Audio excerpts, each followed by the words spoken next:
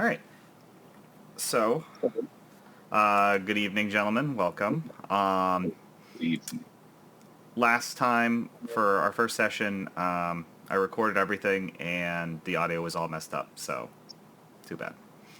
So we'll do a very brief recap here.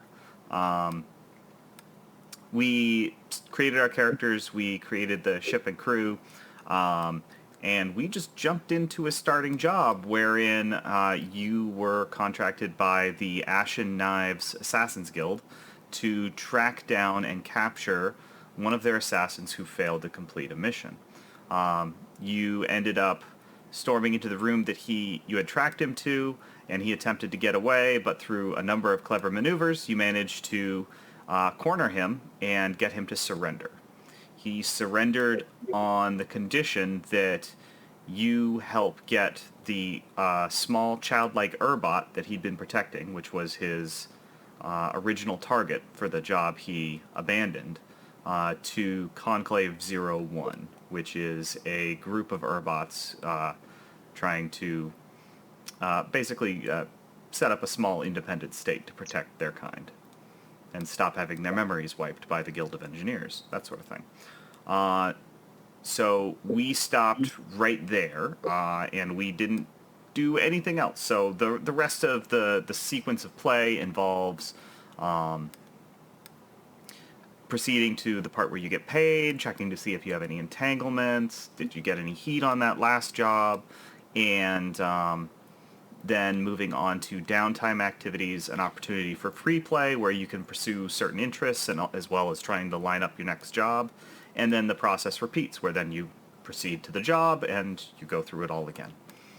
One thing we did not get to in the last session was experience, just because it was running a little long and everybody was tired. So each of you has a number of experience triggers that you'll find towards the bottom of your character sheet. Basically, it'll ask a few questions about what kind of stuff you did during the session, and if you achieve that goal, then you can mark experience. You have a choice of where you put those experience. You can put them into the playbook experience track, which is in the upper right-hand corner of your sheets. Or you can put it into a specific group of skills, Insight, Prowess, or Resolve. Insight, Prowess, and Resolve, once they get to 6 points, you can erase all those points, and then you add one to one of the skills that falls under it. So if you get to 6... Can you say that one more time? Oh, it's 6. That's what the... Yeah, okay. 6. And so once that gets to 6, you'll be able to add a point to Skulk or Scrap or what have you. Your playbook experience track, when you fill that one up and that one goes up to 8, you can choose a new special skill that's unique to your playbook. There are 2 other ways you get experience. The first is if you make a desperate roll, not risky or controlled, you will gain 1 experience in that particular skill track. So I don't think anybody had any desperate rolls from last time. We managed to keep everything pretty well either controlled or risky. But when things get a little dicier, you'll basically be getting XP, even if it's probably going to cost you. Desperate tends to hurt when you get even when you get a 4 or 5. And the last way that you can get that experience is by doing the training downtime action, which we'll get to when we do downtime. So look at your experience triggers and take a second to tell me to think about which ones you think you got, and then we'll run through them really quick. I'm going to look at the ship experience first.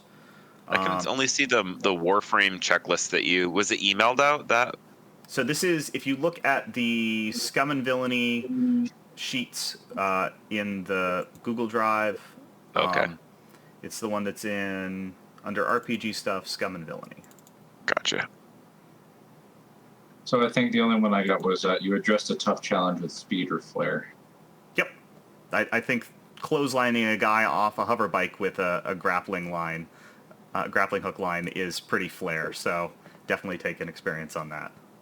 And And you get to choose where to put that. You can put that in a particular skill track, or you can put that in your playbook. If I have multiple player things per job, do I trigger that more than once? See, You know what I mean? say exactly. Nate, I'll be right back. I didn't have any XP. I'm just gonna grab a drink real quick. Okay. I'll be right back. Let's see. So, other than the grappling hook line, what was your flair or speed? So if I, like taking over that bike and going after the guy on the bike, that's like speed, but then the flare, so like... Flair or speed? Yeah, okay, so take 2 experience for that. Okay. I addressed a tough challenge with wisdom or the way when the way was the rock or whatever. Yep. The rubble.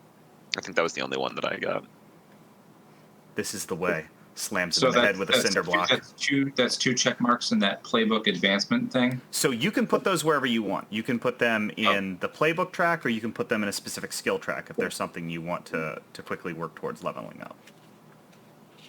The playbook track, how many do we get before we can choose a new special skill? That one's 8. The skills are 6. Okay. What's 8?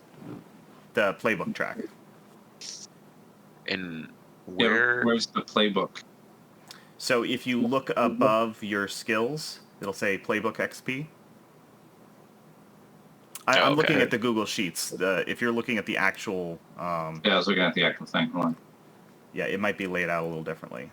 Okay. So the only thing that I'm looking at is address a tough challenge with deception or influence. Yep. Would you count screaming like a stuck pig and actually getting shot as a tough challenge? Well, you were bringing in a dangerous assassin, so I will call that a tough challenge. Tough challenge. Okay. Jeez, excuse me. And that might have happened twice, but I'm gonna need your okay on this. When we circled the wagons and surrounded him, and then talked him down into coming with us, would you also count that? Yeah, I'll call that 2. Okay, that is 2 for me. 2 for you? 2 for me. Yeah, it's worth pointing out that you can get 2 for doing it multiple times, but you can't get more for it in a single session. So yeah, down there. Playbook advancement, and there's 8 things. Mm-hmm. What happens when that fills up with 8? You get to choose one of those special skills that's on the list under pilot. Yep, yeah, special abilities. Okay. Yep. So what happens when these fill up with 6? I choose another one of these? Yep, then you get to fill in 1 more pip there. Oh. Get more XP. Mm-hmm. Or the regular skills, like for the resolve stuff, attune, command, consort, sway. Is the max that we can have in that 2? Or can we actually fill that all the way up to 4? 3? I can't remember off the top of my head if there's a limitation on going to 4. We'll cross that bridge when you come to it, but you can definitely go up to 3 on something. Okay. I think for now I'm just going to start working towards a new skill. Okay. And Matt, you said Emmett did not get out one there. Insider compassion. No, I did not. I did not get any of my XP from the bottom. I did. Yeah, you did get a chance to properly act on the vulnerability you spotted on that hover bike, but I'd still say that was using insight to try and address that challenge. So take 1 experience point for that. Take it. So that goes at the very top. It shows us the playbook XP. So you can put that in playbook XP, or you can put that in any of your skills. Or any of the so you can choose which you want to put it in. Yes, yes. And when you get 8 XPs, when you get to choose a new ability. A new ability, if you're putting it in the playbook track, for the skill tracks, once you get those up to 6, then you get to fill in a new pip on one of your skills.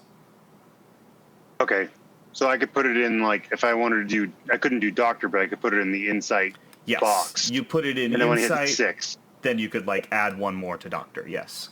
Okay. Oh, so it makes you choose which one you want. Interesting. Mm-hmm. Okay, Mr. Game Master. This one doesn't really apply to me right now, but I'm just curious because I don't know what this part refers to. There's a special ability called Subterfuge. You may expend your special armor to resist a consequence of persuasion or suspicion. When you resist with insight, gain 1 die. What is the special armor it is referring to? So Because in my items, there is no special armor. So if you look next to the right of harm, there are 3 little checkboxes: armor, heavy, and special. If you are wearing body armor, you can check off armor there to resist without spending stress against something physical. If you're wearing heavy armor, you get to do that twice effectively. Special armor is something that always relates to a skill, and the skill will tell you, or the special ability, it always relates to a special ability, and that ability's description will tell you when you do that. So, let's see, Subterfuge. You may expend your special armor to resist a consequence of persuasion or suspicion. So, if you're... looking at all the items I have access to, it just says armor. Would that be it? No. So this is something that's innate to you. Like, you can... Oh! You are always wearing your special armor. Shit, so I could have not taken that stress last time? No. So, special armor can only be used when you have a skill that tells, or an ability that tells you can use it in this scenario. Okay, so in order to have access to special armor, I need to first take Subterfuge. Correct, yes. Okay. Yeah. Well, that's good to know. I might know what my next thing is, because I don't like taking stress. How do you get rid of stress, by the way? So you do that by indulging your vice during a downtime action. And I will be cooking. Yeah. So. Nah. I'll just be jacking off over a Rolex. Gross. With a Rolex? Yeah. Ouch. Yeah, not with, just like have it laying on the pinchy. decks and be like, oh yes, I love shiny. Okay, so the last part was the ship itself. The ship itself has its own experience, and when that fills up, that's 8 boxes, you unlock new ship special abilities, or you can use them to get an upgrade of some kind. This represents you guys getting more familiar with the ship, learning how to get more out of it, making modifications to it over time, that sort of thing. It's worth noting that you don't have to wait for you to get experience to add those new modules to the ship. You can buy those. It's just they tend to be a little on the expensive side.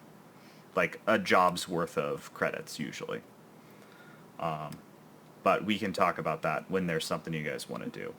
So, let's see, you executed a successful operation to capture of a bounty. Yes, you definitely did that. Contend with a challenge above your current station. So, while Cho Tyrek was not the Ashen Knives' top assassin, he is still an assassin in the Ashen Knives, and the Ashen Knives are a Tier 3 organization, so they are very dangerous. So you would get an experience point from that. Yes, I think that is warranted because I had been gotten shot. So, bolstered your crew's reputation or develop a new one.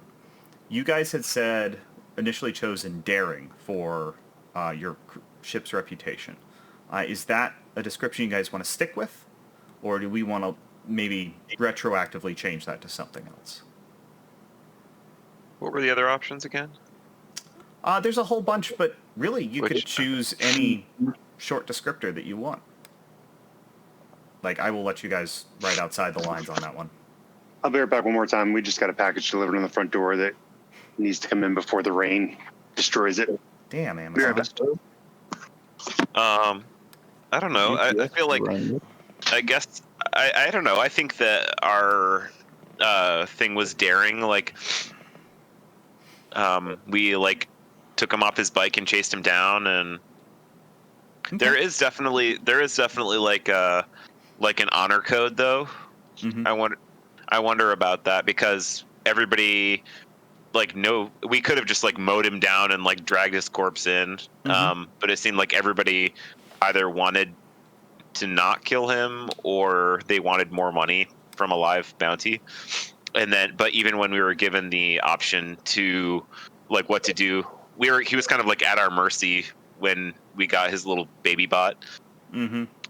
And we still agreed to honor. I mean, if it's like a seedy universe, lots of people may not have done that, but yeah, I think that we were kind of like cued to do that based on his, like, there was a good reason for him not doing that. So, well, also bear in mind that you agreed to do this for him, but you haven't really followed through on that yet. You have the option of not following through on that. It could have been you told him that as a bald-faced lie to get him to surrender more easily. Right. And what you guys do going forward here is, well, we'll see. Right. Might I throw out the option of cunning? Cunning. Yeah, that's a good. That's a word I was thinking of, because this was less like raw, swinging through the window on a rope. This was more calculated, careful, thinking about it sort of thing. So yeah. If everybody's down with that, I will change daring to cunning here. Wow. So that's a third experience, because I think that was a pretty cunning takedown. And the last one's express the goals, drives, and inner conflict or essential nature of the crew. I don't think we've really sussed out what that is yet, so I'm going to say we didn't do that one yet. Did I miss any of their XPs? We got 3 for the ship, and we were talking, unless you have an objection, we're changing the crew's reputation from daring to cunning. That's fine. Because we kind of felt that was a little more appropriate to the way you guys that's fine. handled that situation. So before we move on to downtime, I had some questions that I was interested in the answers to. I sent you guys all an email with those. But first off, what's the name of the ship? Well, I had a question about that, about if everybody still wanted to have the same ship type, because we weren't like smash and grab like bounty hunters. I think that we were trying to like be like clandestine and a little bit more cunning. Do folks still feel like the Cerberus is the good ship to go with this? So broadly speaking, there are 3 ships, and the ships really tell you more what you're going to be doing. The Cerberus is about capturing, rescuing, bringing in, kidnapping, or just straight up murdering. Yeah. You have the Star Dancer, which is smuggling, delivery, evading, sometimes discovering and searching and finding and stuff. And then you have the Fire Drake, which is about fighting the good fight, resisting the man, etc. And while you guys certainly aren't the picture of a crew of bounty hunters where you imagine, a bunch of heavily armed people with itchy trigger fingers, I don't think it's not correct here. I think it can still be very appropriate. You guys you need to not be kicking in the front door guns blazing with the crew as you're set up. Find the cunning way of accomplishing your mission. That's just what I wanted you guys to think about there. So I think the Cerberus is appropriate, but if you guys feel differently, we can change that.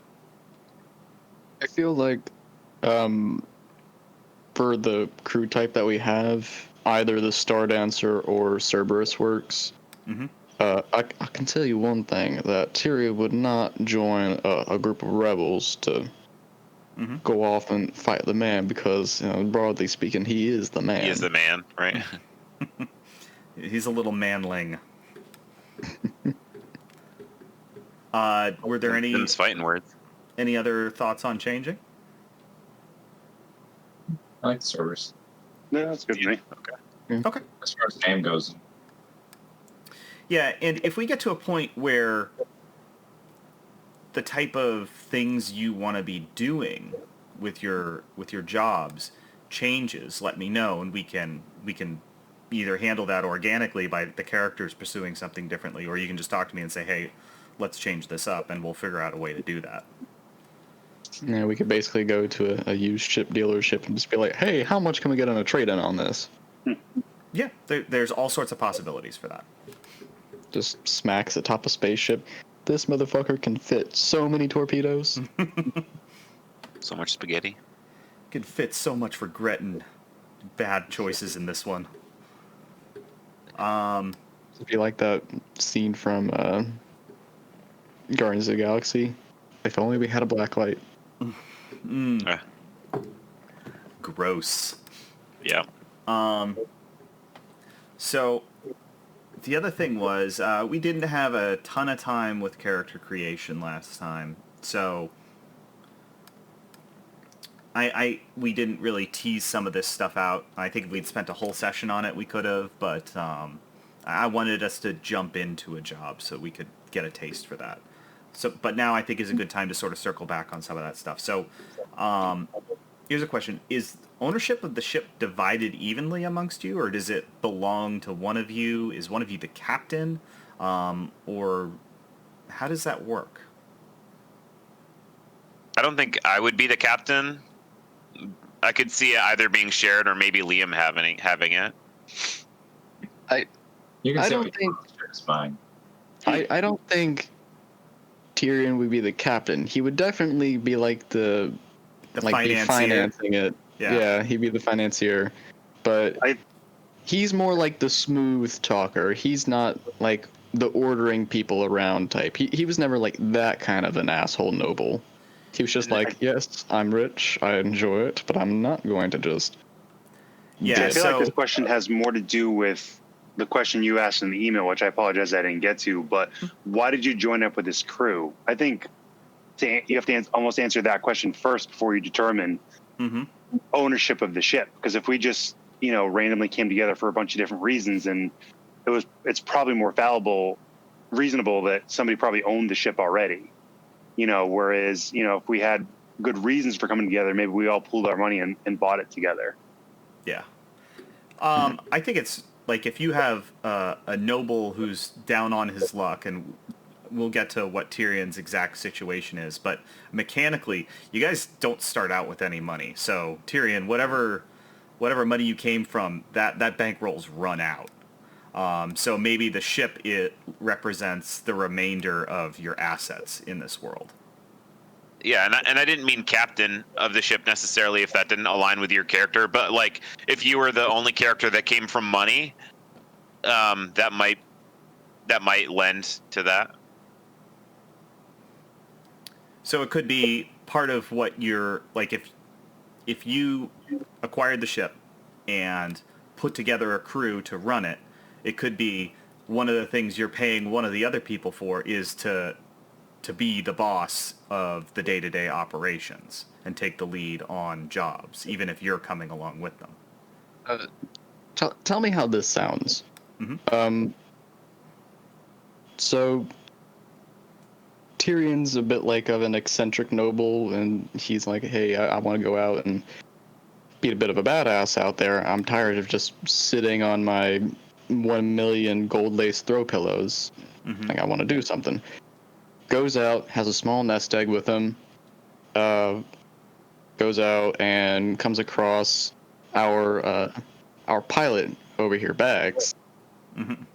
He runs like a small little ship, and then just other people work their way in organically, and then just be like, well, if this is how the crew is going to come together, we can't all cram together in this 2-man pod.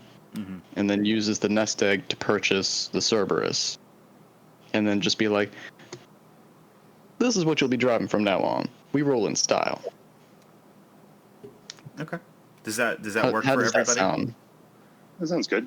I like the way that sounds. So Pax would be the nominal captain here? Is Pax down with that? Seeing as he's the only one that knows how to operate the damn ship. I am the pilot. Can't go anywhere with that. Okay. So maybe it's like you very much view yourself as in charge on the ship, and off the ship maybe people are looking to you for leadership that you're not prepared to provide. Is that I'll get you from point A to point B and get you out, but whatever happens outside of that, like, just make me money.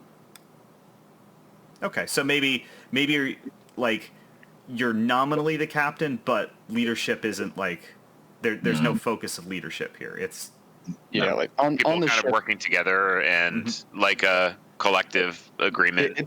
it's just like an overall alliance, not like a hierarchy. okay. Cool. Okay. Did we have an actual name for the ship? I think I we was stuck with a Cerberus, but we just could go went with Cerberus? like Okay. Devil Dog or something. I was thinking about like stealthy names like Shadow or Stiletto. I'm fine with Cerberus. Stiletto makes it sound like a women, like the gay man's ship, like we're all cross dressers or something like that. The engorged bodice. The hooker pumps. Hooker pumps. There we go. Okay, Stiletto's a bad one. Stiletto's out. Okay, we'll just stick with Cerberus then. That's fine. What color is it? Somebody hit it with paint at some point. I think that was where we ran into something. We'll come back to that one then. So let's see. I had a bunch of questions here, and I don't want to bog us down too much. I just wanted everybody to think about them so that when it comes up, you can jump in and say, okay, this is my character's motivation, and so on and so forth. So, Chris, you were telling me a little bit about Pax. He got his start flying for the Starsmiths because his parents worked as shipbuilders with them. And over time, he developed a drug habit. And to finance that drug habit, he would be delivering ships for them, and he would be nicking parts off those ships for sale to the Maelstrom. And that eventually caught up with him, and he got fired rather hard. And that's how he ended up where he is now. Mike was telling me in an email that Lyndon, you had talked about this some before, where he was an academic researching artifacts, and he had contact with an artifact that sort of awakened his connection with the Way, but it also exposed him to this voice that sort of commands him to do things that aren't necessarily in his interest, Right. including stealing a Way artifact from his expedition, which caused a big investigation and forced him to leave. Circumstances of that not specified, but that's how he's ended up where he's at. I intentionally left it vague to like be have the potential to be included later. You know. Yep. Liam, tell us about Tyrion. Drinks and you know things. Yeah, I have it up here, but I want to get it on here before I Okay. spit it out. Matt, tell us about Emmett. Where'd you learn your doctrine skills? He kind of learned it. He's been a wanderer his whole life. He always had a fascination in medicine. He did a lot of odd jobs as a kid. He was kind of estranged from his parents at a fairly young age. But he was always very interested in the whole medicine thing. So he did a lot of odd jobs to kind of put himself through school to learn about medicine. And, you know, he's always the type of guy that, because he grew up a wanderer, that was kind of a fascinating thing. Like, never wanted to be bogged down. So going to school was like the most torturous thing for him in the world because he had to stay in one spot for a period of time. But as soon as he graduated and got his degree, he was gone. Like, he just preferred going to multiple different places. Like, he just didn't want to be bogged down in the same place over and over again, which is why he, you know, likes to wander. He likes to go to different places, different crews, and just interact with different people. You know, again, he's very interested in medicine. You know, at a young age, he had some odd dealings with his parents, and saw a decent amount of death around, and saw, ways of. He always would think of like, how could he change that? Like, what could he do to save somebody? And I think that was just kind of his motivation to get into the medicine. Okay. And then, throughout his wanderings, his vice, he learned so much how to tinker with different medicines, and he became really good at it. And then, obviously being a wanderer, he had a different palette of foods he had eaten over the years. And, he just one day had this idea of like, hey, I do this with body parts and, fix people. Why can't I try and, fix up different cuisines and add a little this to this and that to that and things like that. So Cool. Is he part of the mendicants at all? I was wondering that myself. If you get a chance between this session and the next, look at the some of the factions. One of them is called the Mendicants. They're Okay. sort of a They're way wandering. focused cults, but they're wandering healers. So maybe you've had some history with them. Maybe you're involved with them at one point. okay. I don't know. Take a look and maybe see if it sparks your imagination. Yeah, I'll look that up. So Tyrion. Yes. Oh, well, the House of Montauk is a very large and successful family. The relationship with the family is kind of strained, mainly with like the heads of the household. Like parents, grandparents, a couple of uncles, a few siblings. They view him, leaving as kind of distasteful. Not like, oh, never come back, you're disgracing this family. Just more like, you're a noble dude. You don't have to do this. You're Right. kind of embarrassing yourself. Like, we don't care, but you're kind of being an idiot for doing this.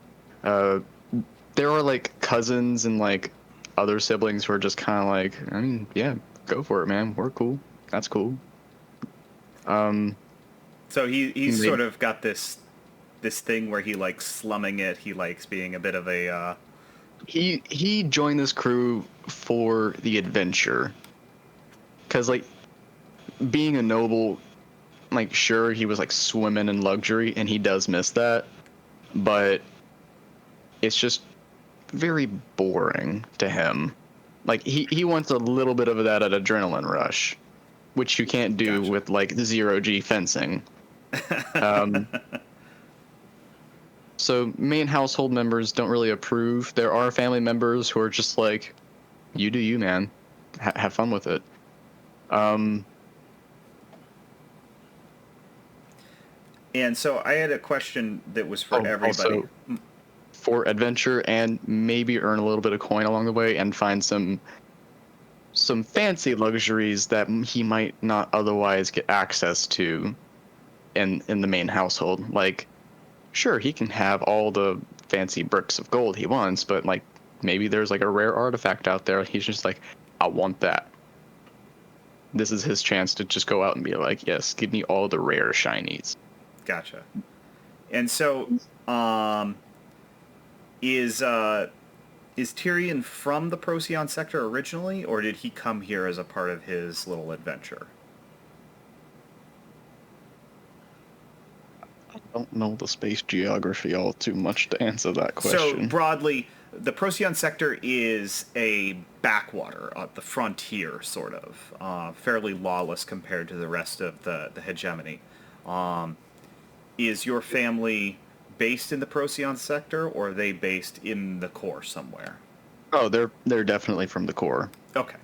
I was just trying to get an idea of who's from around these parts and who's not. It sounds like Pax and Emmett are, but Tyrion and Lyndon are not. Right. Yeah, Tyrion is definitely a newbie around these parts. Like, his family has probably got like a few, like very few contacts out here where he Okay. can like throw his name around and be like, oh, you're one of them. All right. We know who you are. All right.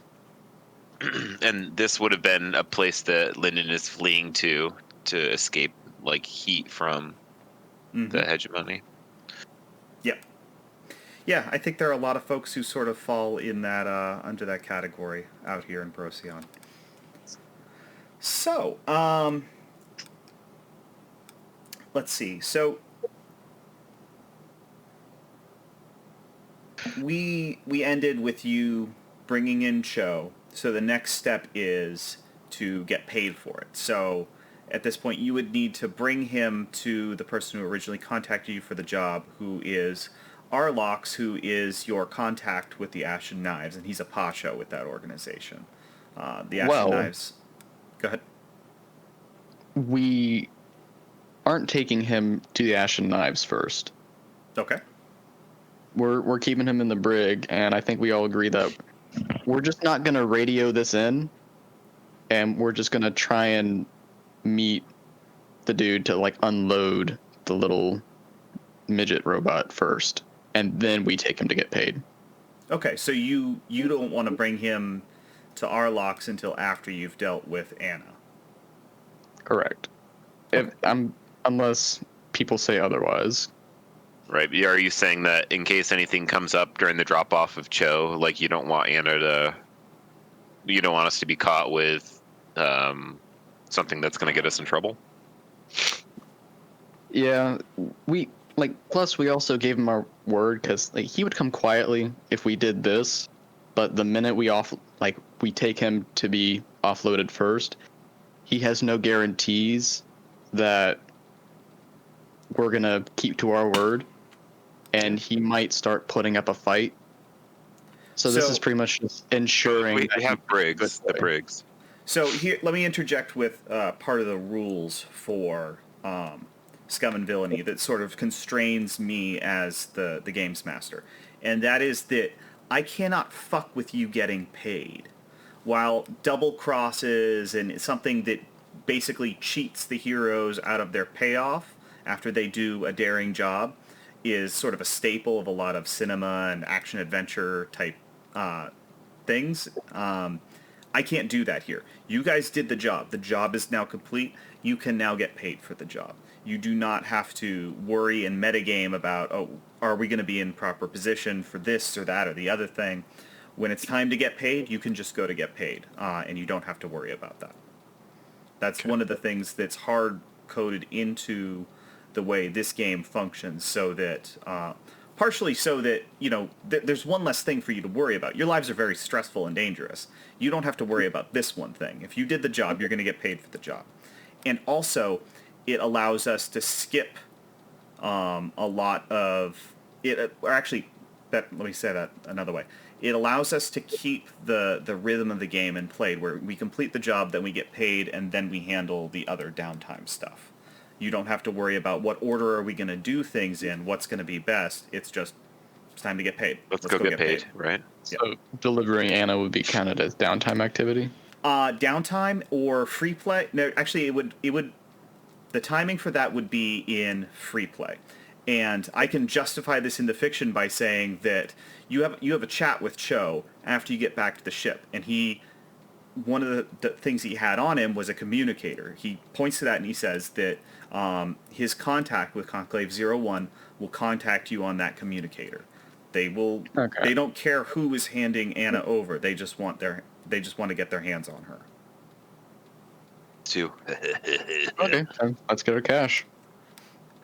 All right. So you go to a gambling den owned by the Ashen Knives, because that's their other main line of business is gambling and collecting debts on it, in addition to assassinations. And you're led to the back while you're bringing Cho along. Maybe you drape a coat over him so he doesn't draw too much attention. But you get to the back. He still got his disguise on that I put on him. Yep. Yeah, you managed to keep that pretty quiet when you left the scene there. So you're led to the back, and you see Arlox behind his desk. He gets up, he comes around, he pulls the code off of Cho to verify that he is who he is, and he says, guys, I'm kind of impressed. I didn't think you'd be bringing him in alive, let alone without so much as a scratch on him. How'd you manage that? remember this when you are looking for jobs in the future. I'm sure something more lucrative can come along. It wouldn't be in our best interest to give up trade secrets. Sly wink, sly wink. He chuckles. Okay, I can respect that. We don't have any jobs lined up for you guys right away, but if we need something out of the ordinary like this, the sort of thing where we need external contractors, we will definitely keep you in mind. You guys definitely delivered. So here's a little bonus for bringing him in unharmed. And so you're going to get 7 cred from this job to be divided however you want. We didn't talk about that. Yeah. So one of the things that you're going to have to decide here shortly is whether or not you're going to pay upkeep on the ship. After every job during downtime, you have to pay upkeep, or it exposes you to possible mechanical failures. Currently, the ship needs more upgrades before it's going to cost a lot, so currently it costs 1 upkeep. So do you guys want to pay upkeep? 1? Yes, 1 credit out of 7. Yeah, I'm good. I wouldn't be opposed to it. Last thing we want is a ship to not work. 3, 4. And then And so you've got 6 left to divide how you want. is there do you want to have make an agreement about everybody gets 1 cred per job, and the remaining, the rest of the credits can go be stored on the ship somewhere for either an upgrade, or if there is a job that is a little light, then that extra can. So one thing is that the ship can only have up to 4 creds stored on it. Okay.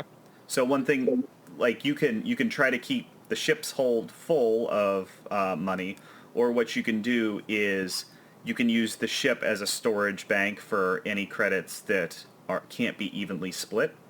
Mm-hmm. So are these? Is the money system? Is this like an electronic thing? Is it like? Say again, you broke up a little there, Chris.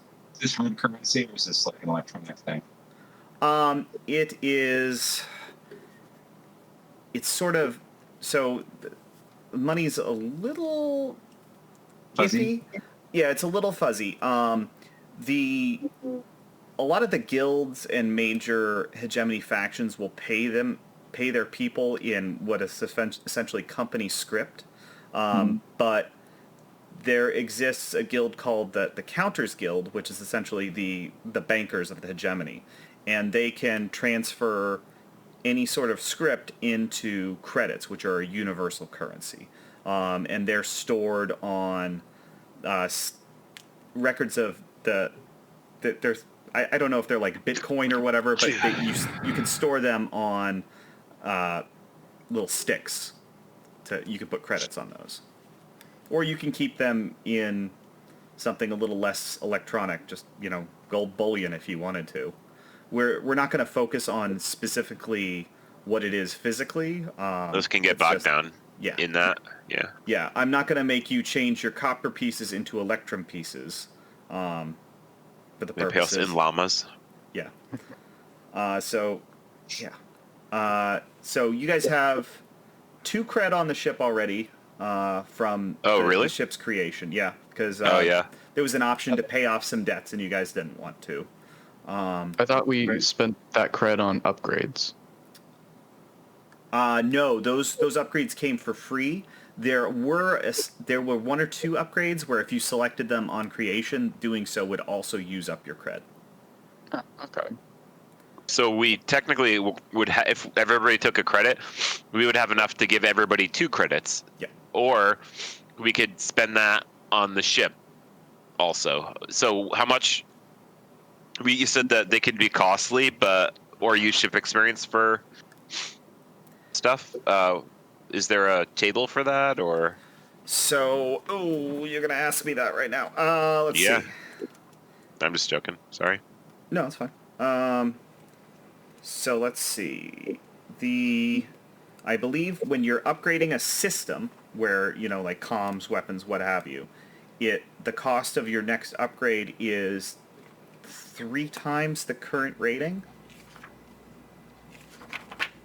But you also have to factor in, let's see, cost and cred is 3 times the current ship rating, or 6 cred per box of an auxiliary module or crew ship gear. So do people have strong feelings about that, whether or not they want to take 2 creds each to buy our own shit versus take 1 cred each and then have 4 left over for the ship? Where would you buy your own stuff? If we have equipment available to us, like what are we spending cred on? So, like, primarily, you're going to be doing 2 things. Outside of ship upgrades, you're going to be doing 2 things with credits. The first is acquiring assets. Either you're going to go out and you're going to hire a gang to protect the ship while it's sitting in dry dock for a while. Or you're going to have some hyper-specialized piece of equipment for an upcoming job. Those are all acquire assets. Or, similarly, you can build something that you've been working on as a project. You could spend credits on that. The other thing you're going to do with credits is you're going to take them from your what you have. Let's see, the cred section on your sheet, which you'll notice is only 4. You can only carry around 4 credits at a time. You'll put them in your stash. Your stash is your nest egg. That's your retirement fund. When you put credits in there, you don't want to have to take them back out again, because when you take 1 credit out of your stash, you have to remove 2 credits from your stash. That sort of represents, your physical wealth, your handling investments. fees and things like that. Yeah. It's like that stuff isn't as liquid. Gotcha. I'll take my 2. Okay. So yeah. Everybody good with that then?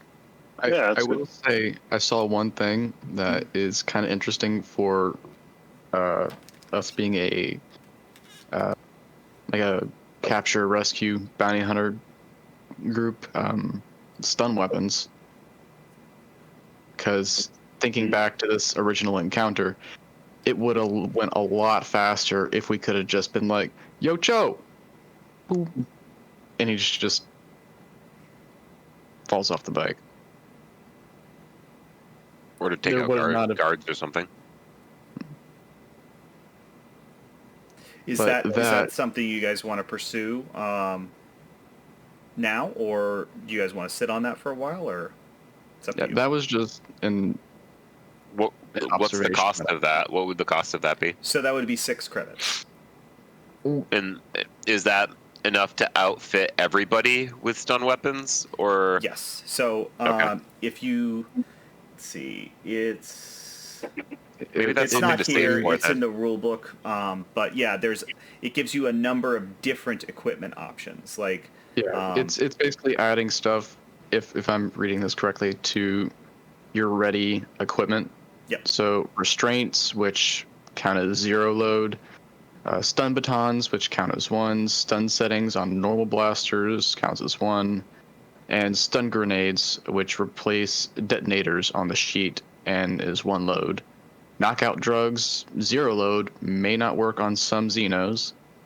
Not required to bring on jobs, but useful if you want to claim bounties, generally legal. So that'd just be like an equipment buff for the whole crew. That seems like something good to invest in the future, but I don't know that. So right now, if we got 7 credits, we would be dumping all that into that, and I don't think that everybody wants to do that. we can sit on it for now if that's what you guys want to do. What is Yeah. everybody? Matt and okay. I'd say sit on it. Yeah, sit on it sounds fine. All right. So I'm going to take the 2 credits out of the Cerberus. Everybody mark 2 credit on your sheet. On the sheet, is it going on the top line with cred or underneath in the gray boxes? There's cred and stash. I'm assuming stash is the gray. Yeah. Stash is the gray. Okay.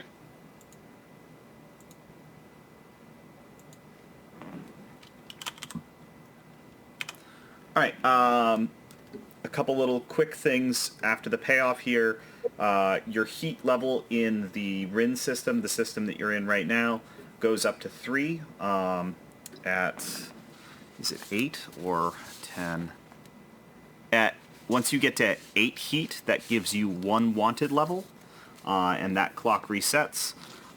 Essentially, the heat isn't just you being in trouble with the cops, it's you being notorious in some way to the local powers, whether they be law enforcement, criminal, what have you. It's attention, on you guys, and people knowing who you are, and being able to find you if they wanted to.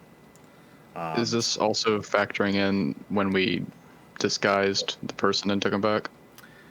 Yes. So what that's going to do is that's not going to lower your heat. It's more of a, fictional thing where people aren't going to necessarily know that you nabbed Cho. Okay. So it's just like knowing that we did something in that sector, not necessarily to whom we did it to. Yeah. It's an amorphous collection of, surveillance footage, crime scene evidence that doesn't necessarily identify any of you or even say that you're guilty of a crime. It's just the more heat you get, the more you're on people's radar. So that was, you got 2 points of heat for it being sort of a standard job with a small amount of blaster fire and no civilian casualties, no major damage to important infrastructure, etc. And then you got 1 extra heat as a consequence of one of your flashbacks. Which system was that? Rin. The RIN system, which contains the planet Warren where you currently are.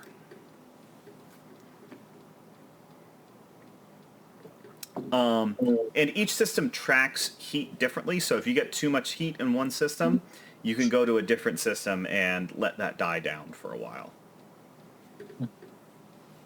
Are you able to know? Like, yeah, if you want to know how much heat or what your wanted level is, let me know. And I will tell you. Right back. Mm-hmm. So let's see. Next is entanglements. Something, basically potential trouble that could occur before the next job. I roll on a chart based on your wanted level, and it tells me what happened. I made the roll already, and the end result was nothing happened here, for now. So we're going to go on to downtime next. So I'm sure I'm just going to say this again when Chris comes back, but everybody gets 2 downtime actions, unless you have an ability that says otherwise. Tyrion has an ability that says otherwise. And there's a number of different things you can do with your downtime actions. The most important one is Indulge Vice, because that's how you're going to lower your stress level. Right. And it's not an issue right now, but if you don't indulge your vice at least once during downtime, you will take additional stress equal to your current trauma. Nobody's got any traumas yet, so that means your vice really doesn't have that much of a hold on you yet, but it may over time. Is there a trigger for retirement, like when your stash is full or something like that? So, I mean, theoretically, you could say, my character has decided he's has enough and he's cashing in his chips. Like, if you want to wait until that list of boxes is full for your stash, that's a reasonable spot to say, I'm just going to retire. I don't know that we'll get there, but that seems like a lot of stash to fill, Yeah, like, if we were going to run this really long term, that could happen. But this is probably not going to go that long, just because of the nature of the game and how we tend to want to play them. Mm-hmm. But there's a whole bunch of options for your downtime actions. And you, as I said, you can take 2 after every mission. If you are at war with a faction, they are pressing you, and you only have enough time to take one. You can take additional downtime actions by spending cred. Like, if you spend 1 cred, you can take 1 additional downtime action. And then how much stress does a downtime action reduce? So, Indulge Vice is the only one that reduces stress. So you roll dice equal to your lowest attribute, and you clear stress equal to the highest die result. If you clear more stress than you had, like if you have 5 stress and you get a 6, you overindulge. You clear all your stress, but there's a downside to it, and we can figure out what that downside is if it comes up. Either you're wasting money because you did something stupid, or you talk to the wrong people about what you've been up to and it generates extra heat for the crew, or maybe you just go on a bender and you're out of the action and you miss the next job. Well, I wanted to indulge in device to get rid of that 3 stress, but now I'm a little nervous to that. Yeah, I know, yeah. For sure. Yep. Yeah, like having 3-4 stress, that puts you in an awkward spot of it's just enough that it might be a problem on the next job, but also not enough that you can safely indulge your vice without any risk of overindulging. You have to take the highest die, the die result? Yes. Okay. I believe one of the playbooks has a skill where you can adjust that result up or down by 2 at your leisure, at your choice. But That I don't seems know like if a anybody good- has that one. Yeah, it's a strong one.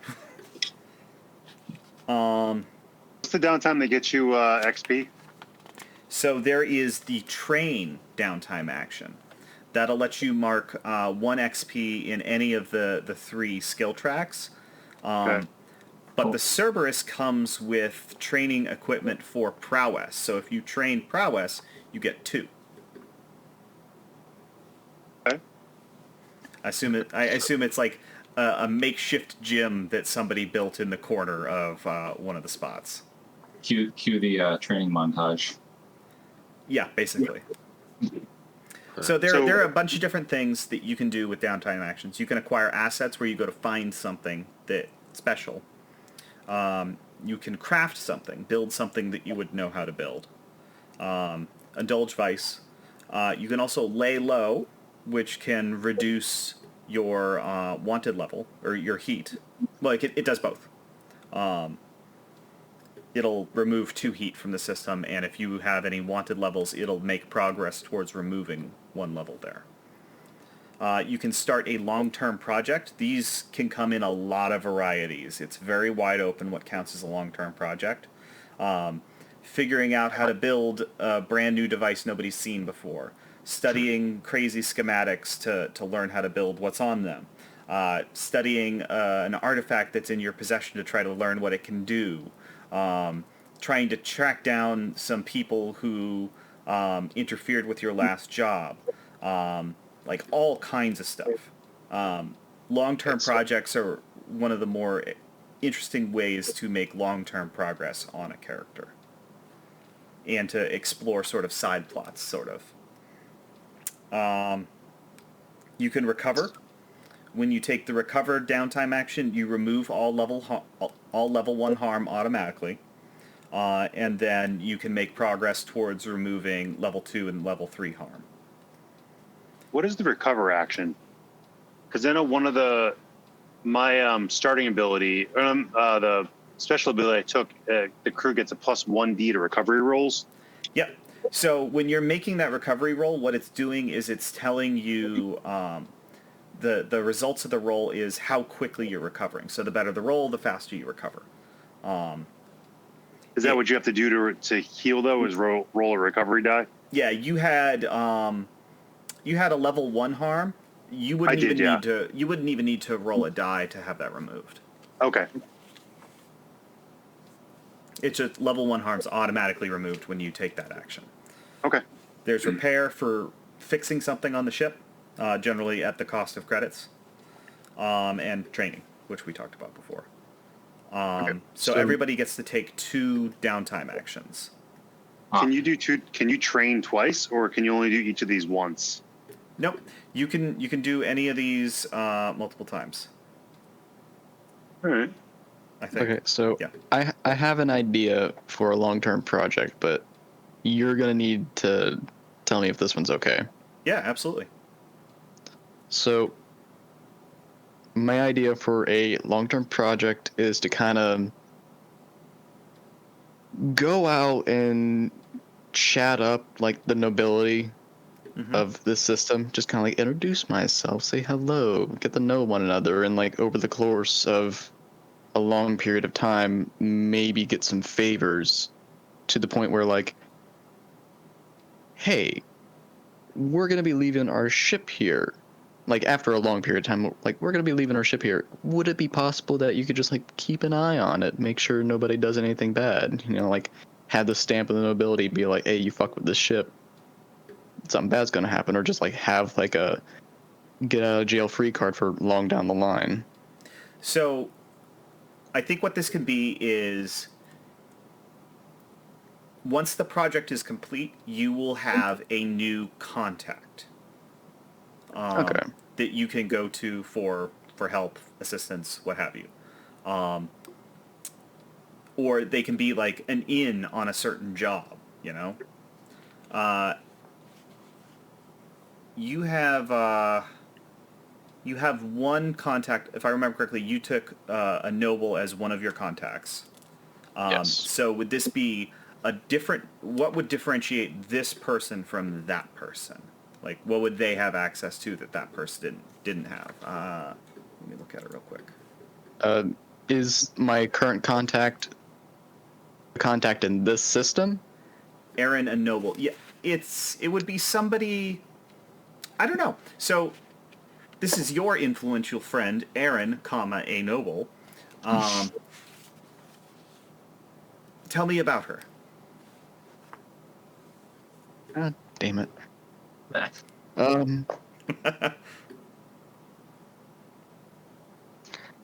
I envision Aaron as a friend of the family that I've known for a very long time. Mhm. You know, growing up in the nobility, we would occasionally see each other at gatherings and such, and over the course of time, we became more than friends, but also partners in crime, if Okay.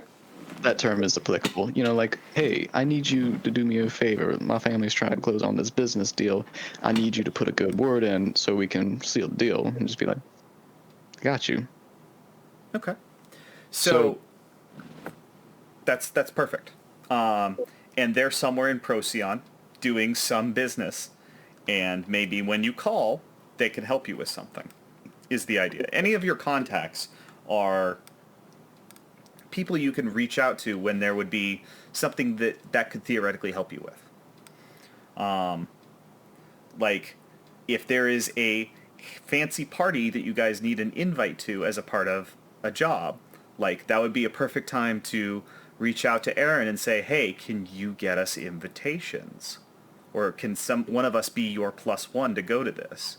And that's a perfect way to use contacts. Yeah, my idea for just like getting a second contact would just be like Tyrion would become the guy who knows a guy. Mm-hmm. Just like have as many as I can get my hands on, so that way we could just be like, if we get seriously fucked, we might be able to dig ourselves out a little bit. So what I'd say is, tell me, or here, how about this? You're going to start a long-term project. We'll give it an 8 clock. We'll say that it's called Build Contacts. Okay. Or Build Connections.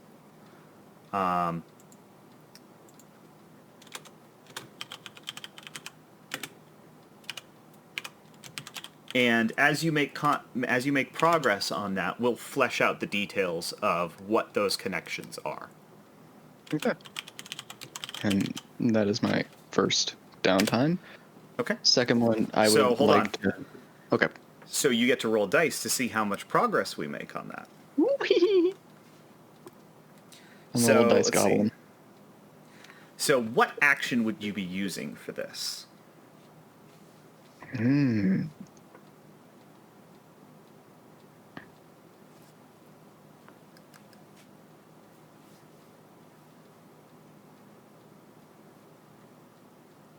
I think the most applicable would be consort. Just be like, I agree. Introducing myself, just being like, hey. Hobnobbing about. Exactly. Okay. So go ahead and roll two, right? So 2d6. Amp 2d6. First one was a 6. Alrighty. Nice. We'll roll the other one to see if that's also a 6, because that can increase the result. 5. No, okay. So let's see. Long-term project. 6 is 3, so you make 3 progress there. So who are some of the people that you're rubbing elbows with here?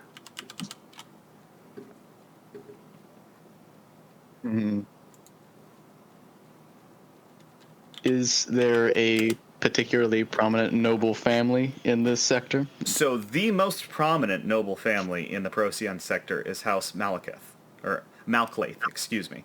Malklaith? Malklaith, yep. That's the house of the current governor of the Procyon sector.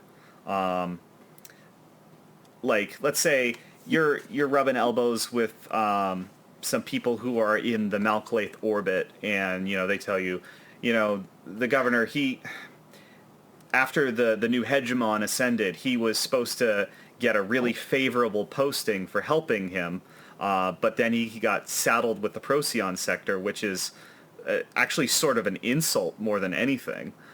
So the current governor is not a huge fan of the hegemon, even though he would never openly defy him. So probably Tyrion would be like, oh, yes, I understand. The hegemony is never particularly fair to even the most respectable of nobilities. My family has suffered some of their off-sided wrath on occasion.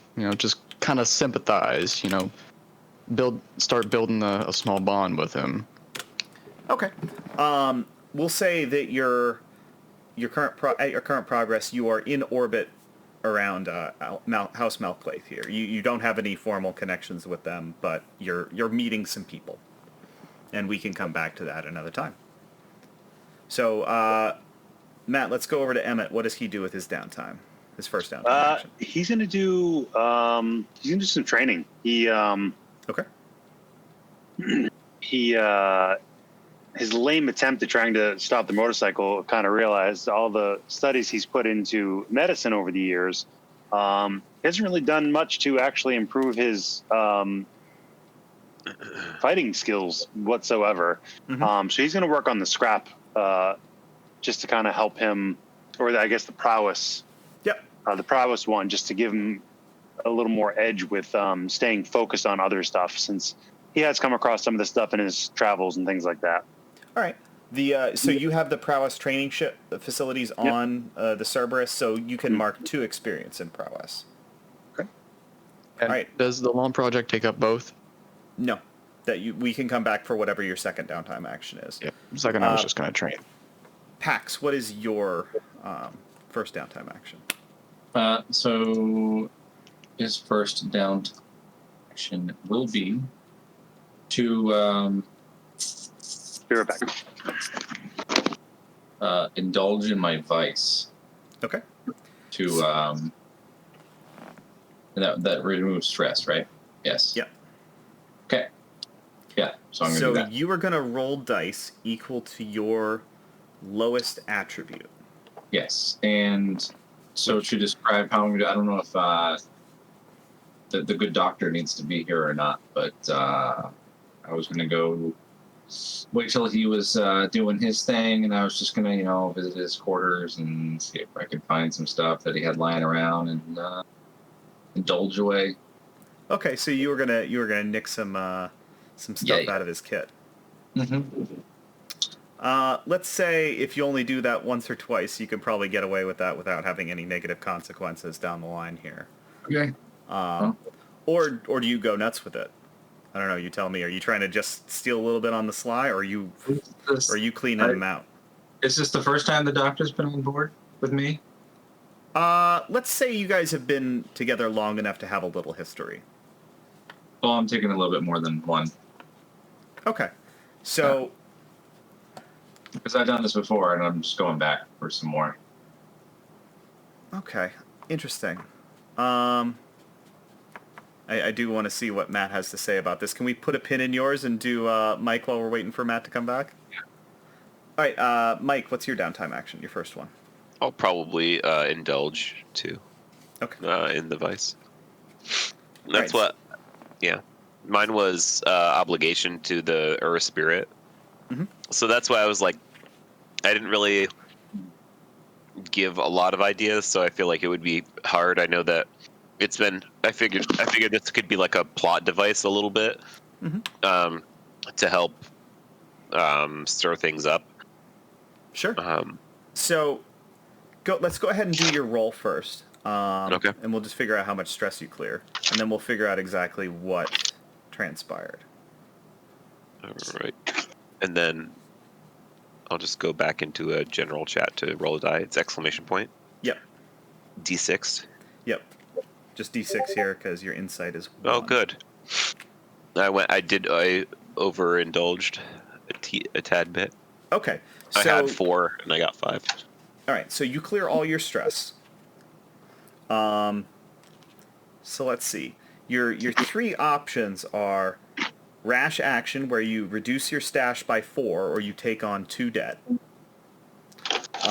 Big talk, where you talking about your exploits ends up, or doing something with results in gaining 2 heat. Or you can be lost, where your character takes a session off, which probably isn't what we want to do here unless you had another one rolled up and ready to go. Yeah. I'll take heat, I guess. You'll take the heat? So Yeah. So tell me about what happens there. Do you want me to have the Earth Spirit whisper something to you, and you can play off of that? Yeah, that's fine. Okay. I have ideas too, but that's we'll go with that. So the Earth Spirit tells you to learn more about Anna. So maybe you go out asking questions that certain people overhear, the wrong folks, as you get a little too enthusiastic about trying to do as the voice in your head demands. Does that work? Yeah, that's good. All right, so that's going to increase heat in the Rin system to 5. Does that impact all of us, or is it just for Mike's character? Impacts all of you. Yep. Yeah. If you lose stash, is there a way to gain it back? Yep. Or is that More permanent? jobs. Yeah, you just get paid again. So Chris was talking about Pax's downtime action, and little druggy that he is, he decided to raid Emmett's med stash, and he wasn't taking just a little, he was really helping himself here. So we said that you had been on the ship we have done a couple of things together with you on the ship before, so this isn't my first time in your quarters going through your shit, so I'll be right back too. So yeah. How would Emmett respond to finding his kits pilfered? I think he's at the point where he's had enough, so he's going to maybe create a small little cocktail of something that he knows Pax might take. That could cause him to maybe sleep a couple days longer than he normally would. Something maybe teach him a lesson for going into my stash. Okay, I like this. So, right. Chris, let's see. He's gonna take this and he's just be more hyper than he is usually. Yeah, so I want a fortune roll. Go ahead and roll 1d6 and tell me what the result is. 1d6. A 5. 5. Okay. So I'm going to say that you go on your little trip with what you pilfered, and one of the drugs you ended up doing there hit you a lot harder than you expected, and you ended up just sleeping almost an entire day away. And while that was not how you intended on partying there, you woke up feeling really well rested. And so there's not going to be any long-term effects on that. Sweet. So go ahead and do your vice roll, and we'll see how much stress you clear on top of that. Okay. So I'm just. It's just one dice, right? Because if I go from. Yes, so it's equal to your lowest attribute, which I think for you is 1. Right. Yes, So insight's 1. So just one dice. That's a 2. So I don't overindulge. I just So- take 2 away from 4. Yep, you clear 2 stress. Nice. All right, so everybody's 1. Let's go back to Tyrion. What's your next downtime activity? Got to train in prowess. I've already marked 2 on the Perfect. prowess XP thingy. Emmett, you're up. Did you want to do recovery to get rid of that harm? Yeah, I'll do recovery. I thought it was 1 that was automatic. So level 1 harm gets cleared automatically when you take the recovery action. Oh, okay. Yeah, I'll do the recovery. And normally by not indulging in your vice, you take additional stress equal to your trauma, but nobody's got any trauma yet, so there's no... So I have a question. Since I'm the Stitch, there's nothing else I can do to heal myself without using that action? Correct. Unless Okay. you had an ability that said otherwise. You'd Okay. still have to take the recover action to clear harm. Okay. Although when you're dealing with more difficult harm, because of your physical ability and your high doctor skill, you're going to have a lot of dice for making progress on recovery. So, Pax, what's your second downtime action?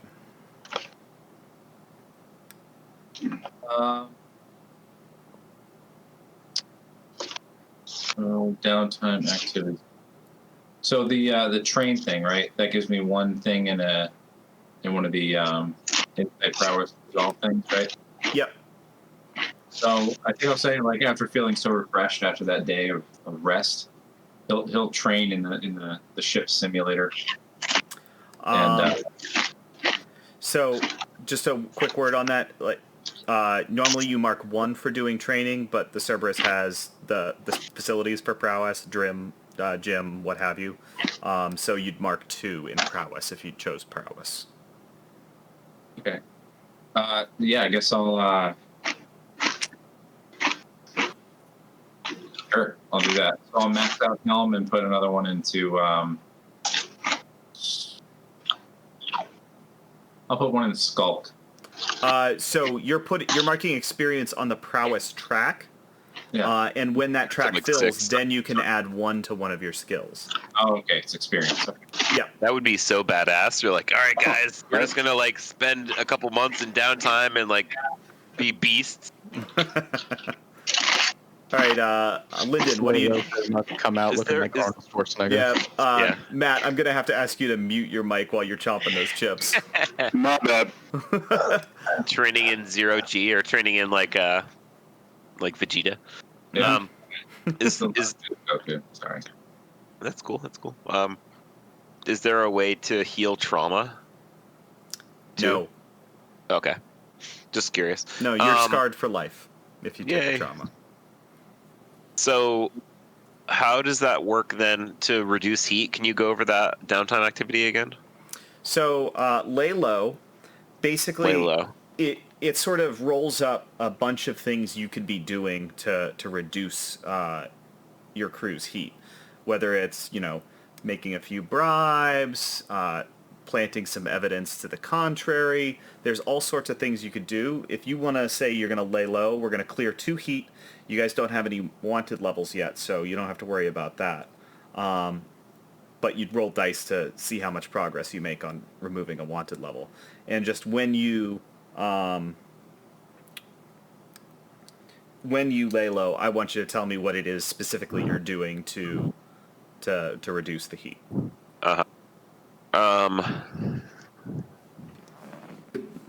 I will do that then. I will lay low just because I generated more heat for the group.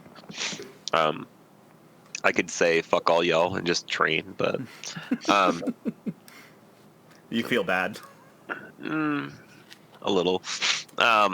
So what I would do to reduce heat is say that we can like spread rumors that.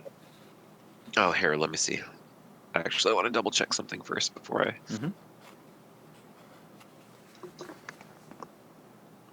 Spread rumors that the night speakers had taken Anna. Okay. And little misinformation. Yeah, and just talk about how we were looking for a mark here related to that, and the night speakers made off with her. All right, sounds good. So Tyrion, as a speaker with the air of respectability, gets an additional downtime activity to acquire assets or lay low. Do you want to do that, Liam? Wait, what? I have that's an innate ability? Yeah, that's your starting ability, air of respectability. Right up at the top. Holy shit. Okay.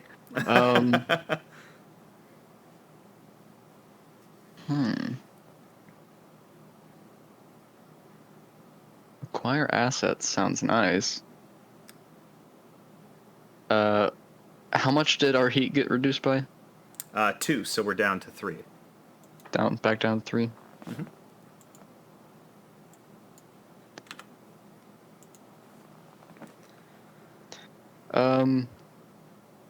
I'll leave this up to a group vote. Do we want to reduce our heat a little more to give ourselves some more wiggle room, or acquire assets to have a little bit of kick on our next mission? Acquire assets. We can build up to 10. Is it 10 heat before wanted level, or 8? I think it's 8. At 8, you clear all your heat and take 1 increase in wanted level. So with something like acquire assets, if you want to use it to get something for a job potentially, you can just bank that and say, okay, I'm doing a flashback to acquire this asset that we now need. Okay, so that's just like a little pocket thing I can burn in a flashback. Okay. Mm-hmm. Yeah, if you Then don't... I'll pocket that acquire assets. Okay. So we can also grab a ship module out of that. So if you guys want to pool your credits, you could get a ship module. Well, it says, per downtime, acquire assets. We can gain a ground vehicle or legal ship module. But we have to use credits to do that? Yeah, so for illegal items, you need to use that acquire asset roll because it's going to cost you an additional money and time to get your hands on it because it's illegal. Gotcha.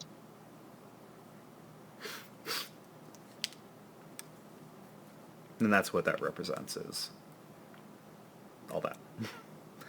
Okay, so that's everybody's downtime. And so now we enter sort of what's referred to as free play. This is where you could hit up your contacts for information, pursue leads, look for jobs. I have a couple of things for you off the top here, and that's that when over the course of pursuing your downtime activities, turning Cho into the Ashen Knives, a couple of messages come in on Cho's communicator. The first is, let's see, from a person identifying herself as Alice, just a voice message, asking where you, referring to Cho, Cho, where are you? We need to meet so that we can make the handoff. And the other is from an unidentified person saying to Cho effectively, you don't know what you have. If you want to learn more, reach out to us. So those are a couple of leads you can pursue, but what you do from here is up to you.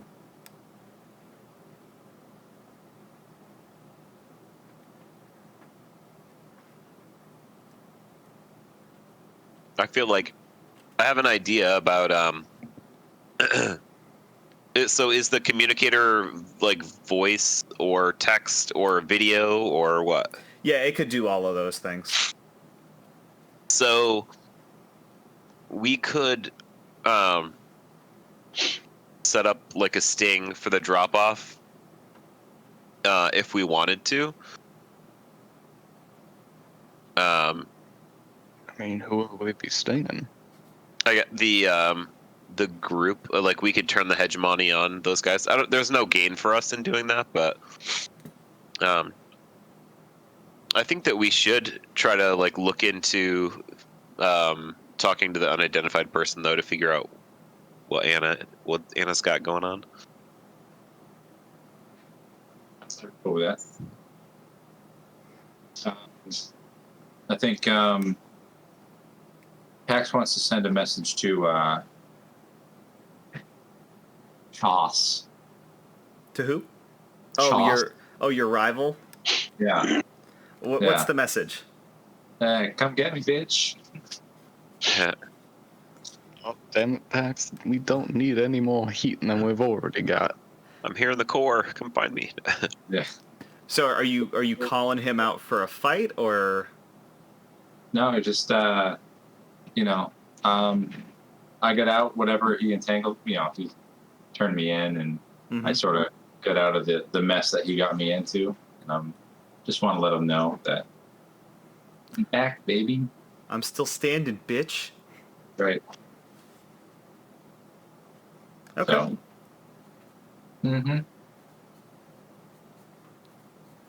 All right. Cool. Yeah, you send that message. So Mike, you were interested in following up on the mysterious message. Yeah. Mm-hmm. Yep. So do you reach out then, or? Yeah, in text. And so if we communicate with them, does that show our coordinates?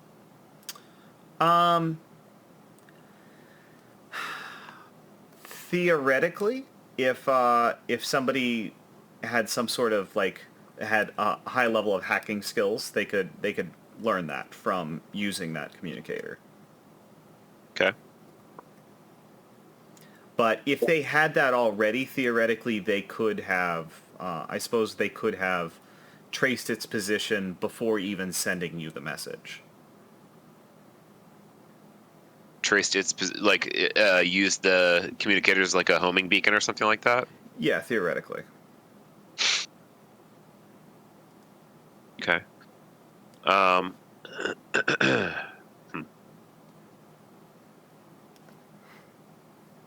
So you want to just send them a Yeah, text? I guess so. Yeah, I will. I'm trying to make a decision. Yeah, I guess I will send them a message. All right. They respond with nothing more than an address and a time for later that afternoon. You look up the address, and it is a famous bar. I can't remember the fucking name. It's on the sheet in Warren. It's a famous bar. But yeah, that's the location of the meet. If you want to go. The Warren Oyster House. What's that? It's the Warren Oyster House. No. Or this Cheers. Rocky Mountain oyster. Cheers. They have wicked good beer. It's the Loch Luna, the most infamous bar in the Warren Undercity. LOCH or LOCK? LOCK.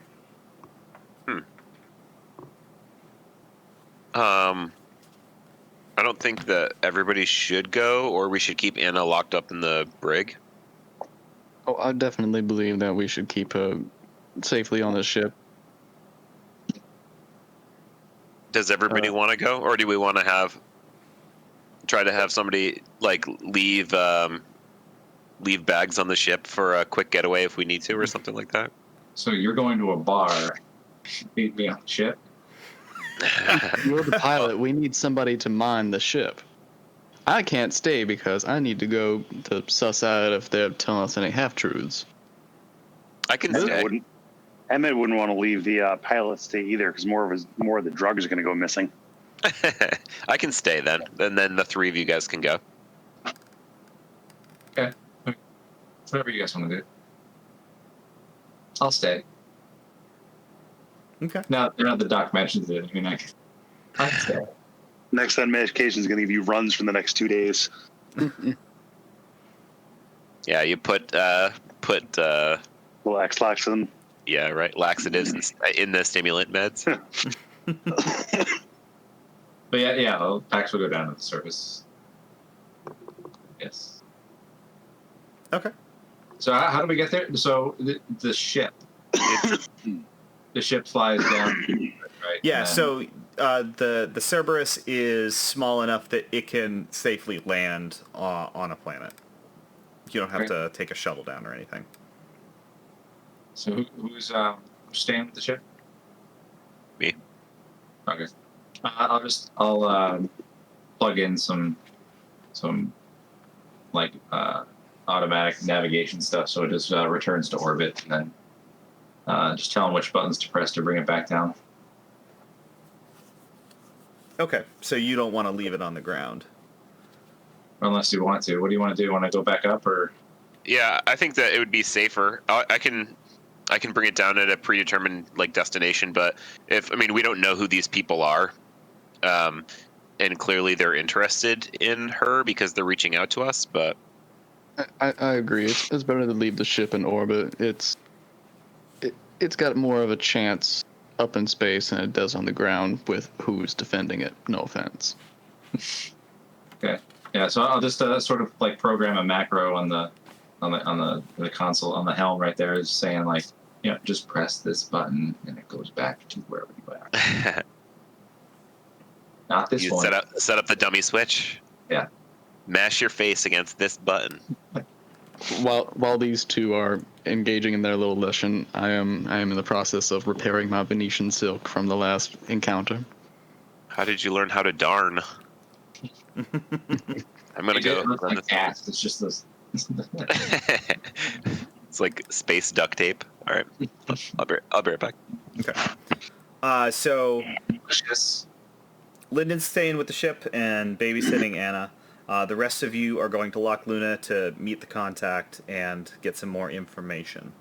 So after landing, you make your way through the rain-soaked streets, completely lit by an array of neon signs. Warren has a tendency to sort of either be dark as night or gray with rain clouds overhead. How blatant. Yeah, kind of. Warren's kind of a shithole. Despite being where the governor makes his home, it's not a terribly nice place, and there's a lot of criminal presence here. But the streets in the area you're in are relatively safe, and going to one of the semi-major landmarks of Warren and what it could generously be called culture there. So you make your way to the Loch Luna, and are you playing RuneScape, Mike? Yeah. God. Welcome back to 1996. Yeah, really. Wow. Decadent. Anyway, so you make your way in, and you proceed to a back table in the corner, little booth, where a smiling young woman is sitting. She seems to expect you, and she stands to greet you and gestures for you to take a seat.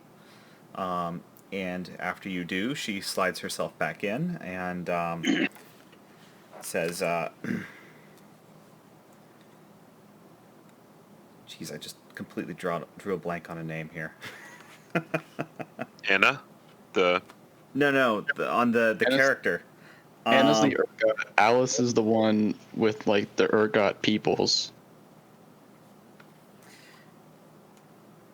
Yeah, so she introduces herself as Layla, Layla. and she says, "I'm with the cult of the Seekers. Do you know anything about us?"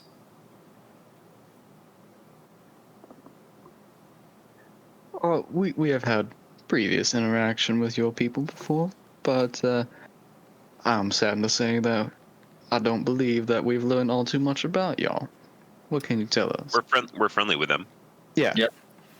Yeah, so they are they're relatively new imperial cult that's recently been approved by the hegemony after the rise of the new hegemon.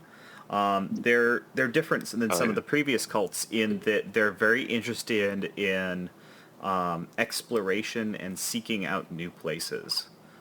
That's sort of spiritually important to them.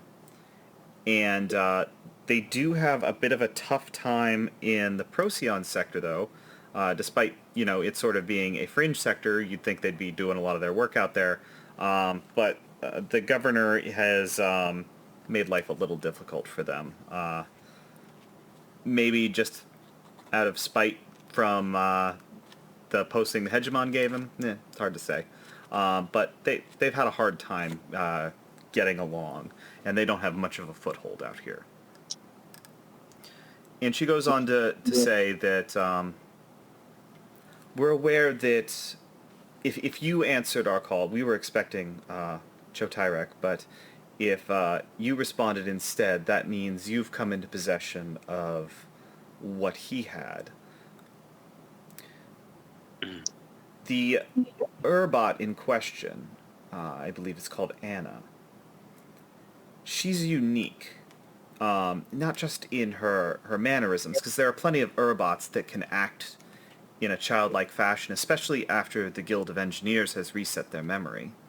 But what makes Anna unique is that she persists in this childlike state, even after our records indicate that it's been at least 200 years since she was recovered and placed into the body she's in, without having her memory wiped.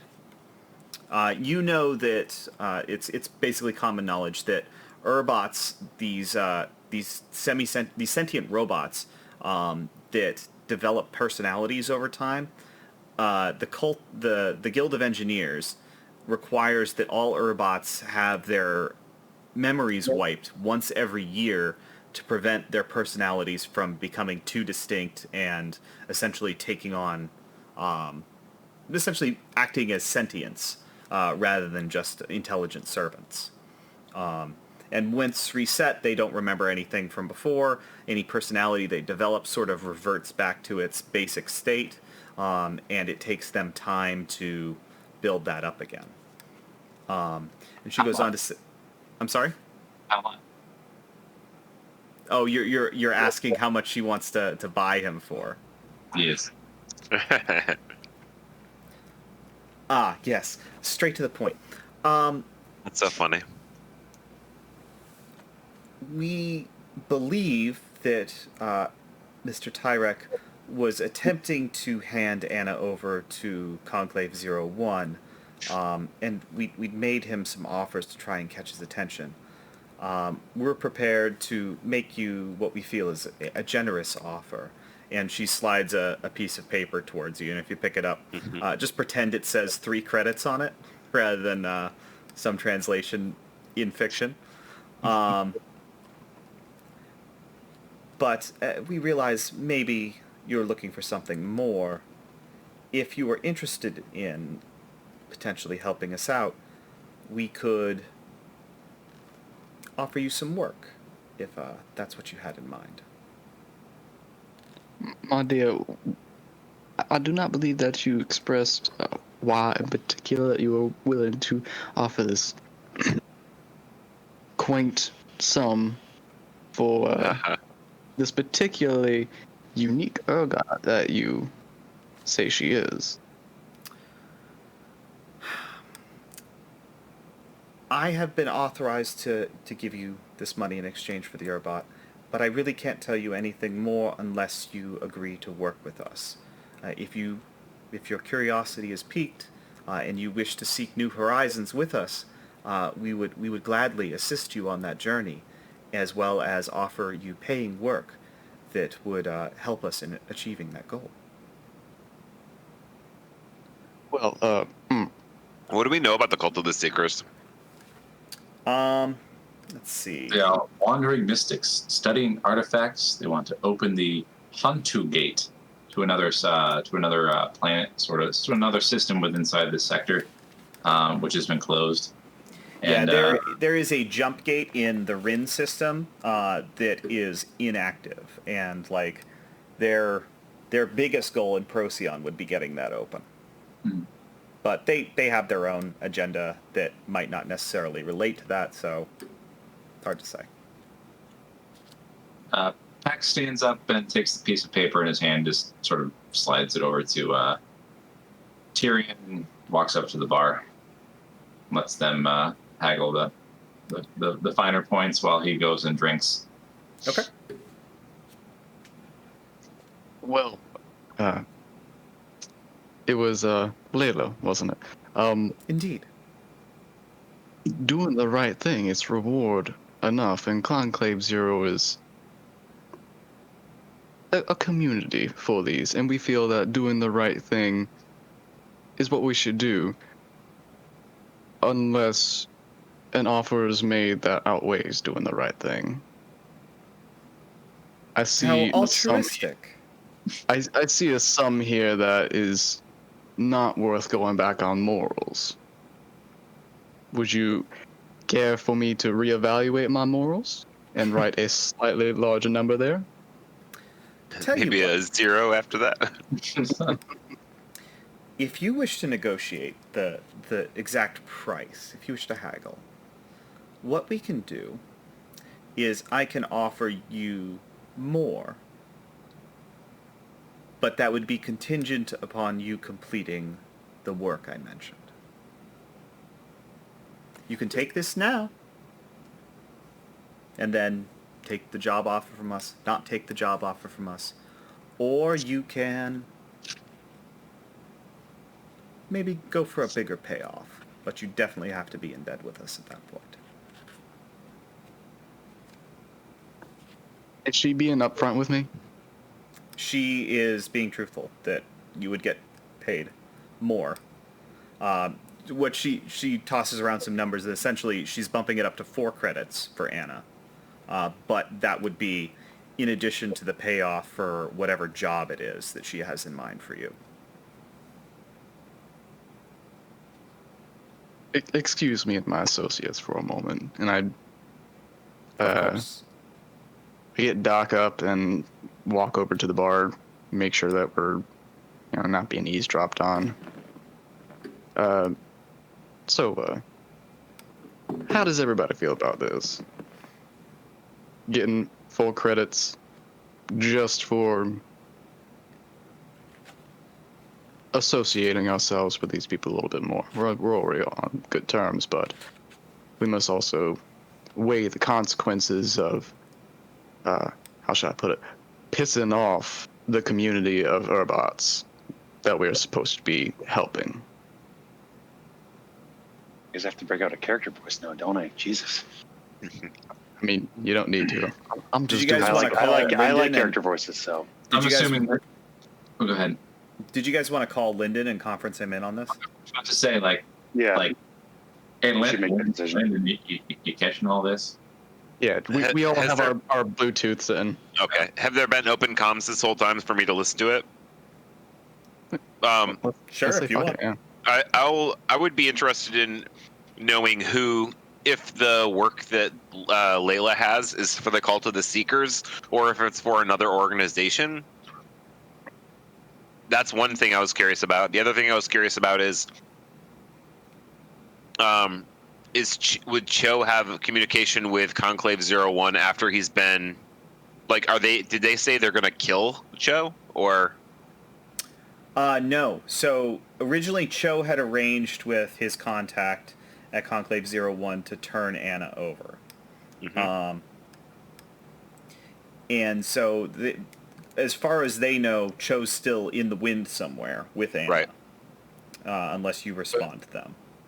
I think he was asking, did we know Cho's fate once we turned him over to Ashen Eyes? Were like they gonna execute him, or like? Because Did you ask we didn't. Arlok about that? Can we retroactively say we did? Let's say you did. Just because Tyrion's a bit of a nosy bastard. So, was that his name? Arlox. So in your meeting with Arlox, after they frog march Cho out of the room, one of you asks what's going to happen to him, and Arlox just goes, "You don't want to know." It's, Can I have his watch? No, that's mine. Just basically ask Arlox, will we have fear of him coming back Yeah, for seeking reprisal. a bit of retribution? No. Okay. Oh, so we will not be seeing him again. Thank you very much. That makes me feel better about the whole conclave thing.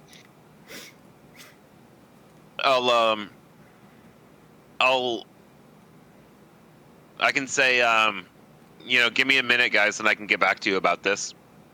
And I can turn my communicator off and go talk to Anna. I was waiting for somebody to do that. Mm-hmm.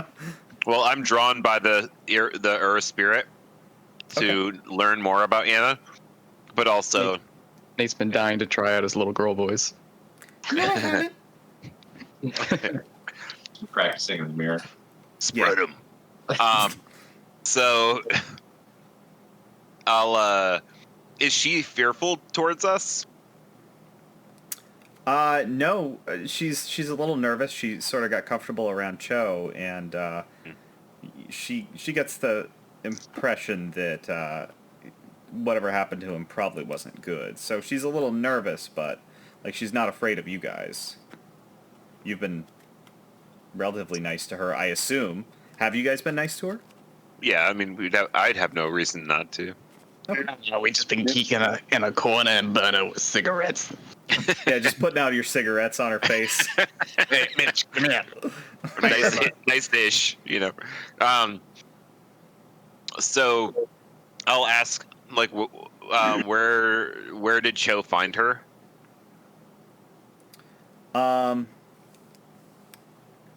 So she says that she isn't sure how Cho found her or even where she was when she was found. Just that it was a dark place and she was scared, but she thinks she spent a lot of time sleeping. She isn't sure, though. I'll ask her when was the last time she's had her memory erased? She says she doesn't understand that question. I'll ask her if if Cho ever talked to her about Conclave 01. She says yes, and she was very excited because he said that was a good place and they were going to take care of her and protect her. I'll ask if she knows what kind of man Cho was. She says that he seemed a little scary at first, but he was always very nice to her.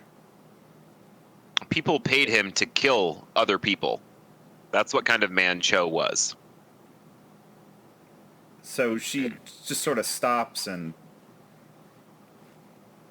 says, was he going to kill me? I don't know what he was going to do with you. He made us it sound no, I don't know what he was going to do with you. But we have people who are interested in what you know. And she just sort of looks confused, and she's like, I don't know anything. I was in a dark place for a long time, and then Cho saved me from there. He Can took you me remember away. anything before this sleep?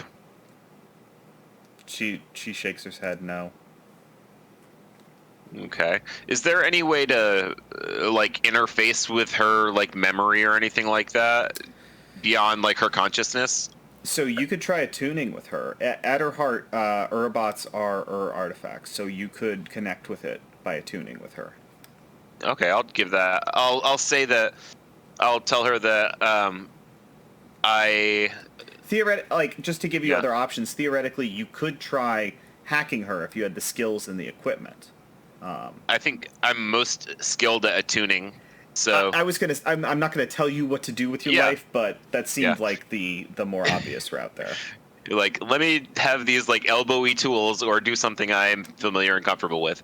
Yeah. So I'll just tell her that that I like have learned ways of the and I wish to learn more, that it's not going to be painful, and I'll just try attuning with her.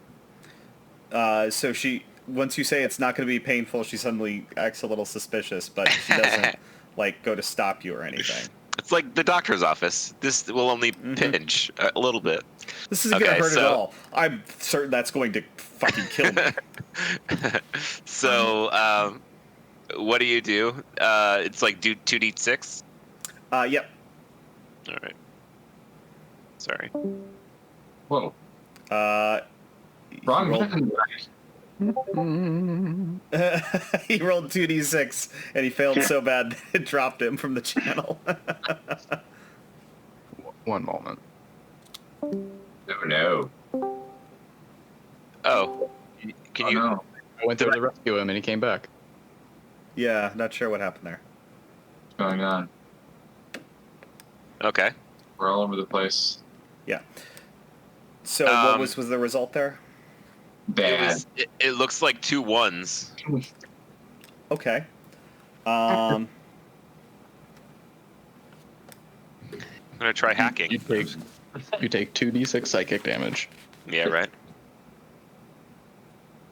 Let's see. So what were you trying to learn there? Just like her past, her history, like where she was, and kind of like figure out what's so important about her.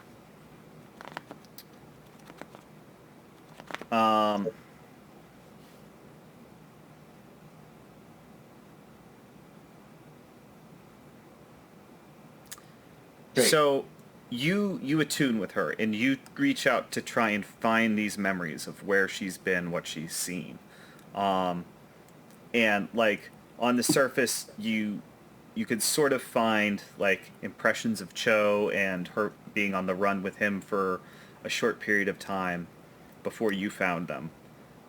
But before that, like you push through to the memories before that, and like there's darkness there. It's like it's a yawning huge crevasse out in front of you, and as you're looking into it, you suddenly find yourself falling like uncontrollably through darkness. Like it feels like you're falling through darkness forever. And you it like time loses meaning, eons pass, you grow old and die and are reborn, only to grow old and die again as you're falling through this darkness. And after a long enough period of time, Anna moves away from you physically, out in the real world, not what you're seeing here, and that causes you to lose your connection with her. And suddenly you wake up with a start, and you're extremely disoriented. Yeah. And you check your communicator, and hours have passed. So I'll ask her what happened. she said, you were very quiet for a very long time. Your communicator was buzzing over and over again. So whatever Yeah. So you've sort of missed out on the opportunity to contribute to The rest of the rest of the negotiation. interaction. Here. Yeah. So Makes sense. looks like he will not be contacting us again, so it just might be up to us boys. So, what road do we want to travel? Morals or money? It's a good thing. It's a good thing we didn't get in trouble down here. If I had to guess, I would probably go with morals on this one. That's what I would choose. Bags, how do you feel about this? We are essentially either trading a child for an X amount of credits or just Not a washing child. our hands of the childlike. Or I'm not- washing our hands I'm of the not here, so. situation. I mean, these credits, right? Credits, totally.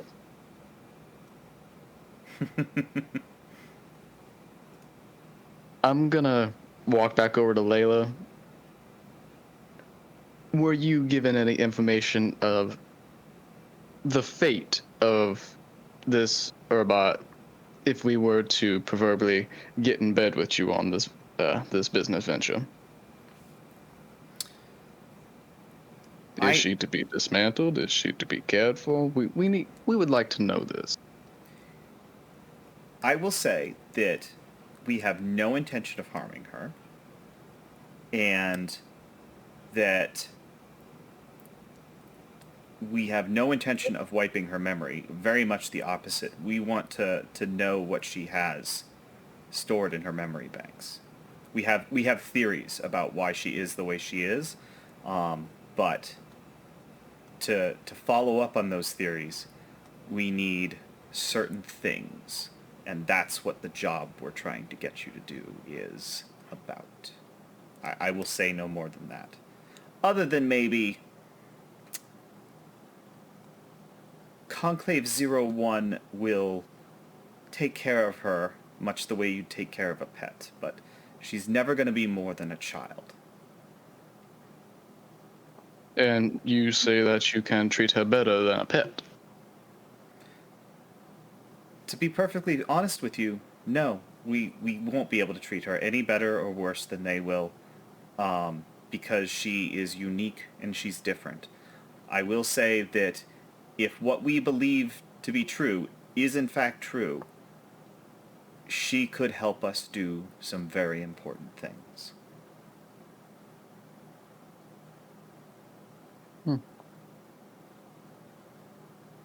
And Now doesn't that sound great? We're all friends now. Did you say you wanted to go to bed with us? No, sir. Well, Proverbially, I can't talk. Proverbially being in bed, as in partners working together.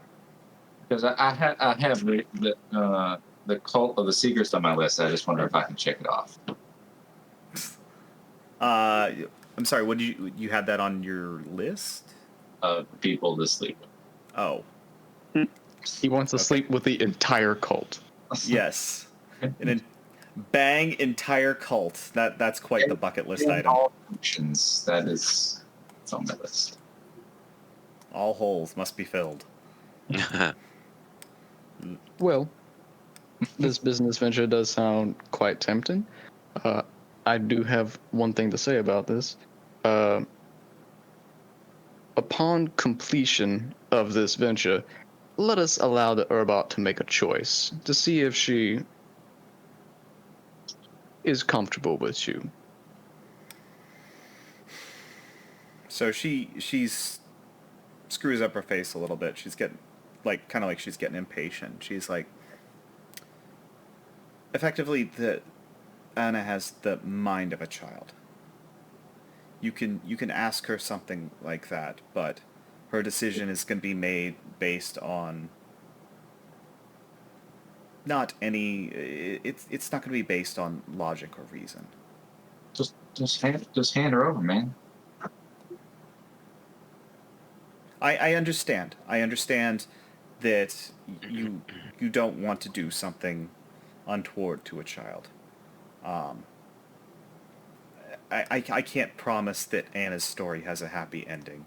I can promise that the work we're doing with her is important and that we will do what we can to make her happy and comfortable. I'll hold you to that. We'll just hand her over, right? I mean, you said you were running low on supplies. You need some credits. So Doc's going to kind of just walk away from this conversation. He's not super thrilled that they're just handing a child off with no guarantees of no harm or whatnot. I will say if you keep working with us, you can be involved, if that matters to you. But yeah, As long as okay, we I'm can not here. keep tabs. Well, you can Yeah. say stuff out of character. Just that even if we're involved, we might just be able to like witness what's going on, but might not be able to stop it. Like, That's you true. know, They won't so- be able to change anything. right? Yeah, Doc's definitely walking away. He doesn't want to have a part in handing a child off. I mean, what are we gonna? We can't just like take her around too. That's not. This isn't No, the wild. we're not the Mandalorian. Well, I mean, Who's got the sleep pod? you don't have to hand her over. There's nothing in the game that's going to compel you to hand her over. We could also just let her go. That's also a possibility. you there, Emmett? Yes. I'm sorry. Yes, I'm here. Lyndon. Oh, Hey. has sufficient time passed? Hours and hours. I think no. I think Okay. that was Yeah, a pretty bad consequence for. Damn it. that was a rough roll. Well, let's maintain in contact. 4 credits is the highest you're able to offer. On the contingency that you take the job for us and complete it.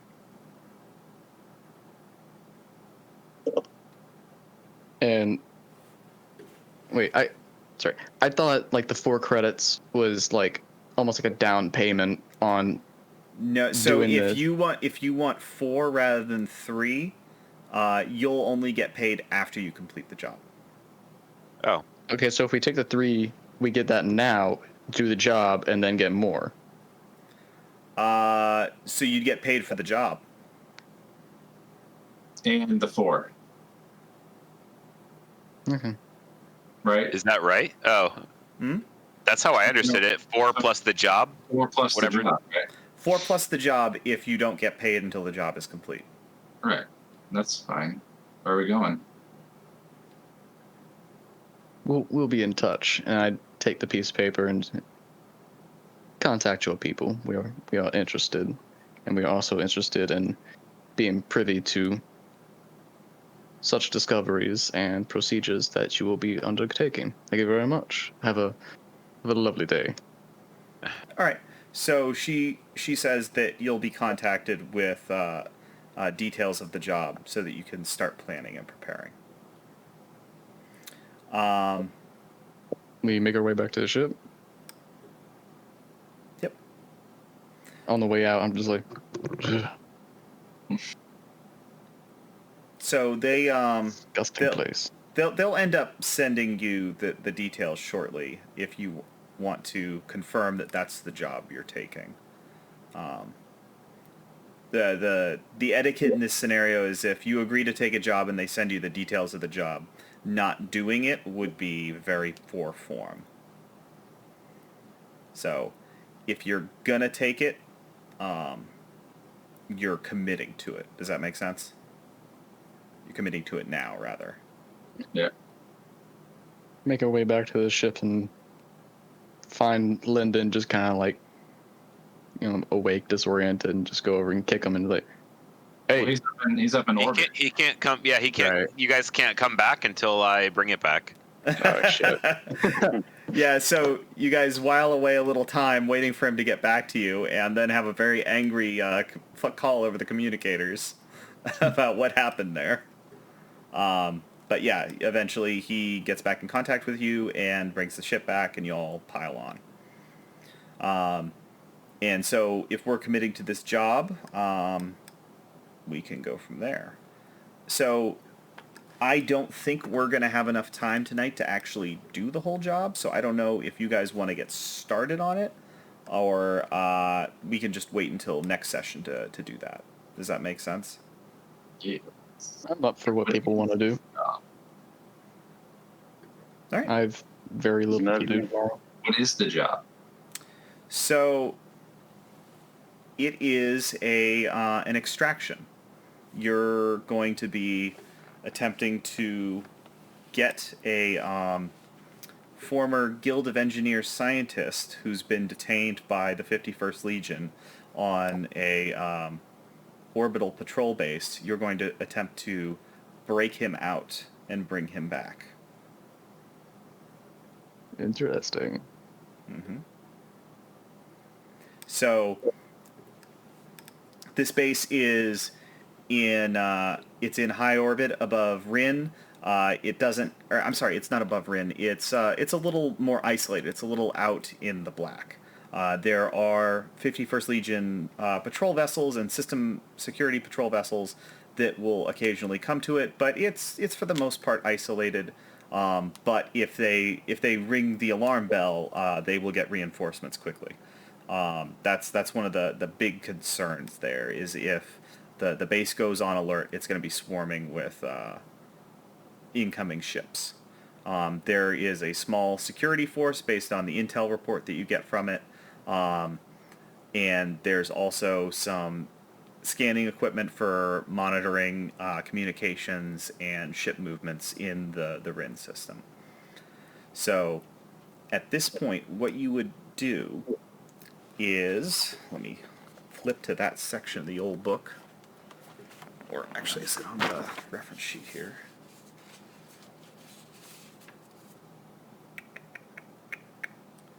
It's not. That's great. So I will flip to that section of the book. I will just look it up in the directory. So what we would do is you will pick your approach and then a detail. And then we would go with an engagement roll to basically jump into the action and see how far you get before you start running into difficulty. Doing flashbacks and stuff. Yep, and that's when the job goes into effect. So planning is you have 6 broad approaches. Assault, where you just go in violently.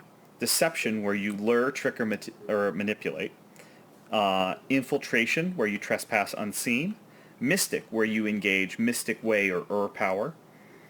Social, where you negotiate, bargain, or persuade.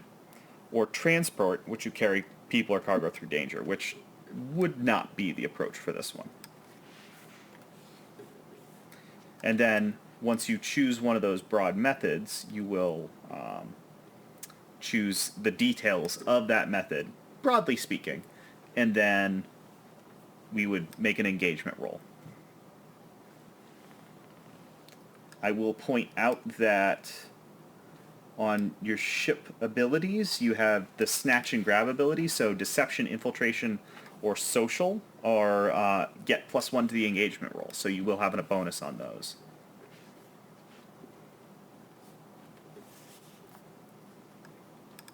But think about, in the fiction, what would they be vulnerable to, what would they not be vulnerable to, and how you might make your way in.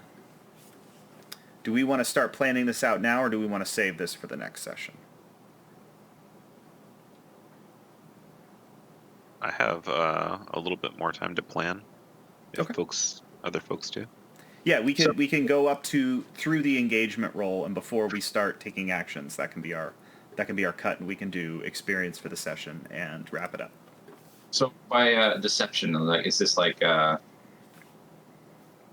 don't know how this universe works. Like, can we just change our transponder code or get the right access to pull up to the dock and then be like, surprise, or do we actually have to, like, weld some shit to our ship to make it look different? How does that work? Well, that will be an interesting question. Like, if you want your plan to be, we're going to trick them, and we're going to do it by changing our transponder code to mimic something. The details of what that something are will matter in terms of how vulnerable they're going to be to that. And that's going to determine your bonuses and penalties to the engagement roll. And effectively the way that works is we stack up major advantages and disadvantages. Like if you're changing your transponder code and you just don't have good equipment for that, that's a disadvantage. But if they're vulnerable to that because they don't check in on something like that, I don't know. I haven't really. We'll figure that out as we go here. We could change our transponder code to be like to try to make it like a prisoner transfer. Okay.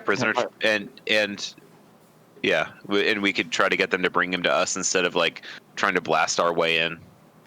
I'd also like to point out that I'm bringing 2 advantages to this. 1, smooth talking bastard.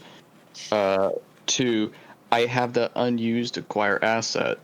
So theoretically that could be used for like a valid transponder code, like try and score a uniform to look like some brass and just start throwing weight around being like. So one of the keys here is that we don't want to overthink the planning.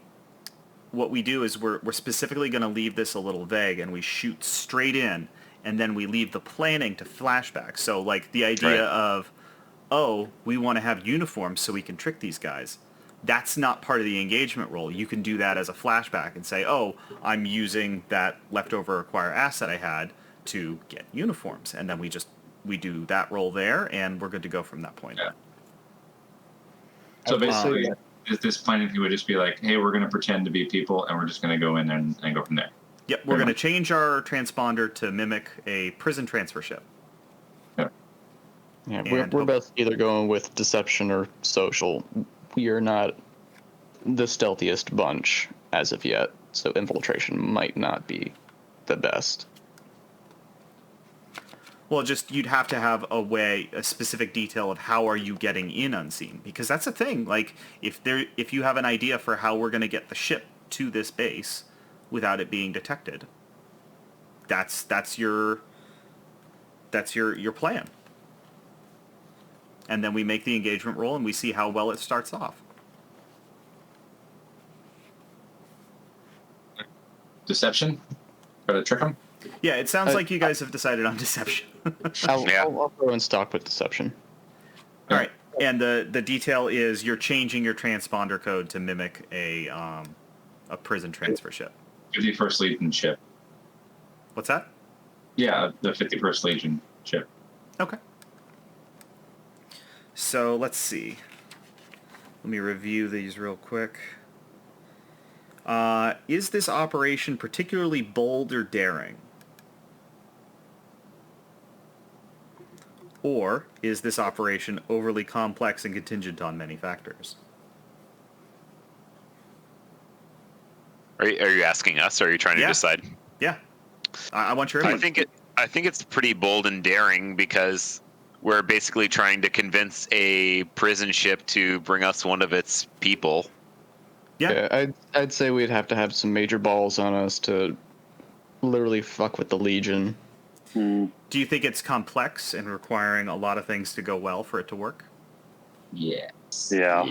Okay, so those two, mechanically, those two will neutralize each other. So there's no penalty or bonus on that. Does the plan's detail expose a vulnerability of the target or hit them where they're weakest? +1 if yes, and if this target is strong against this approach, or do they have particular defenses, special preparations? I'm of a mind that they're neither particularly vulnerable nor particularly strong against it. Like, Yeah, they're out in the boonies, but they can call in backup when they want. and Yeah. they're still gonna follow their bureaucracy, and like they're not just gonna bring him over because you knocked politely and asked. So I'm gonna say there's no change there. Can any of your friends or contacts provide aid or insight for this operation? Yes. How? I'm looking up. So I was going to say like a flashback, but Triv, that ship mechanic that I was Mhm. working with before, like since I'm delivering 51st Legion ships, or I used to deliver 51st Legion ships, I would have access to transponder codes. Mm-hmm. And Triv could help you get Yeah, your recent- ship's code changed. Yeah. Well, not changed, but like get one that would be like not an old one. You know what I mean? Okay. She's still in it. Okay. Yeah. So you get a It's an old code, but it current one. checks out, sir. Exactly. I So can yeah, also that's provide gonna be uniforms. theoretically, but that we would handle with the acquire asset in a flashback. Yes. That's how that would work. Yeah. So yes, you're going to take +1 die for this because Triv can definitely help you with that. Are there any other elements you may want to consider? Maybe a low tier target would give you +1. Maybe a high tier target would give you minus. Maybe there's a sticky situation in the system that makes this operation more or less tricky. I'd say the 51st Legion is higher tier in that they have a lot of assets, but at the same time, this base is sort of low priority. So I'm going to say no change there. So this engagement roll is going to be 2d6. Who wants to roll it for me? Given my It was a Chris and Liam have had the hot hand so far. You can't do it. You can't do worse than double ones. you want me to? Yeah, Okay. I'll do it again, but I Mhm. haven't had a good. Do you want me to roll? Okay, there it is. What was the roll? Go for it. For me, Yeah, yeah. You got the real deal. high numbers, right? Yeah, you want high. Big money, no whammies. 4 and a 2. Okay. So that's a mixed result. You're in a risky position when the action starts. So let's just leave it at that, because if I start describing it, we're gonna all want to jump in and start figuring out what we're doing. So Yeah. let's I don't put a see pin in this problem for with tonight. Yeah, I know. Well, but I want to sleep sometime tonight. that. Sleep is for the weak. It is, and I am weak, motherfucker. So, before we wrap it up, let's take a quick look at experience. Looking at the ship, we did not execute a successful operation or contend with a challenge. Yeah, that's not expected. Unexpected. Bolster your crew's reputation. No, not really. Express the goals, drives, inner conflicts, or essential nature of the crew. I think yes on this one, because you guys really struggled with your different opinions on what to do for your next step. Does everybody agree with that? Yeah. Yeah. That's just ship experience, right? Yep. So we're up to 4 experience on the ship now. All right. Tyrion, did you hit any XP triggers here? I think he kind of expressed his beliefs. Like he has like somewhat flexible morals. Okay. Expressed beliefs, drives, heritage. I don't know about this. Addressed a tough challenge with deception or influence. That would be more like leading into the mission. That's a Yeah. call line. Yeah, that'd probably happen during the mission. This was mostly downtime, so I wouldn't expect a lot of experience out of this. But yeah, So if you feel that your actions expressed his character, then you take that experience point. Okay, so just the one. Yep. Alrighty. Emmett. I think I would have hit 1 for expressing my beliefs with my view on turning in a child. Sure. Yeah, take one. So yeah, I would think I would just get 1. Yep. Go ahead and take it. Pax. Yeah, I'll just for the express your belief, take Yeah. one for. Go for it. And Lyndon. I had one about struggled with issues from your vice or traumas, and I wondered about the like over rolling and over Yeah. uh, Yeah, and that So- sort of forced you to sort of try to correct the error later. And then when you were with Anna, you were sort of trying to follow up on what that spirit had sort of asked of you. So yeah, definitely take that one. Okay. And then that was, I didn't know, it seemed like that pretty much covers both of that. It was like address a tough challenge with wisdom or the way, but I think that had to deal with like the obligation, so I don't think that was like a 2. Yeah, I agree with that. Okay. Okay. So this is fun. I'm excited for your next daring mission that you've undertaken for the Cult of the Seekers. And we'll see what that leads you to.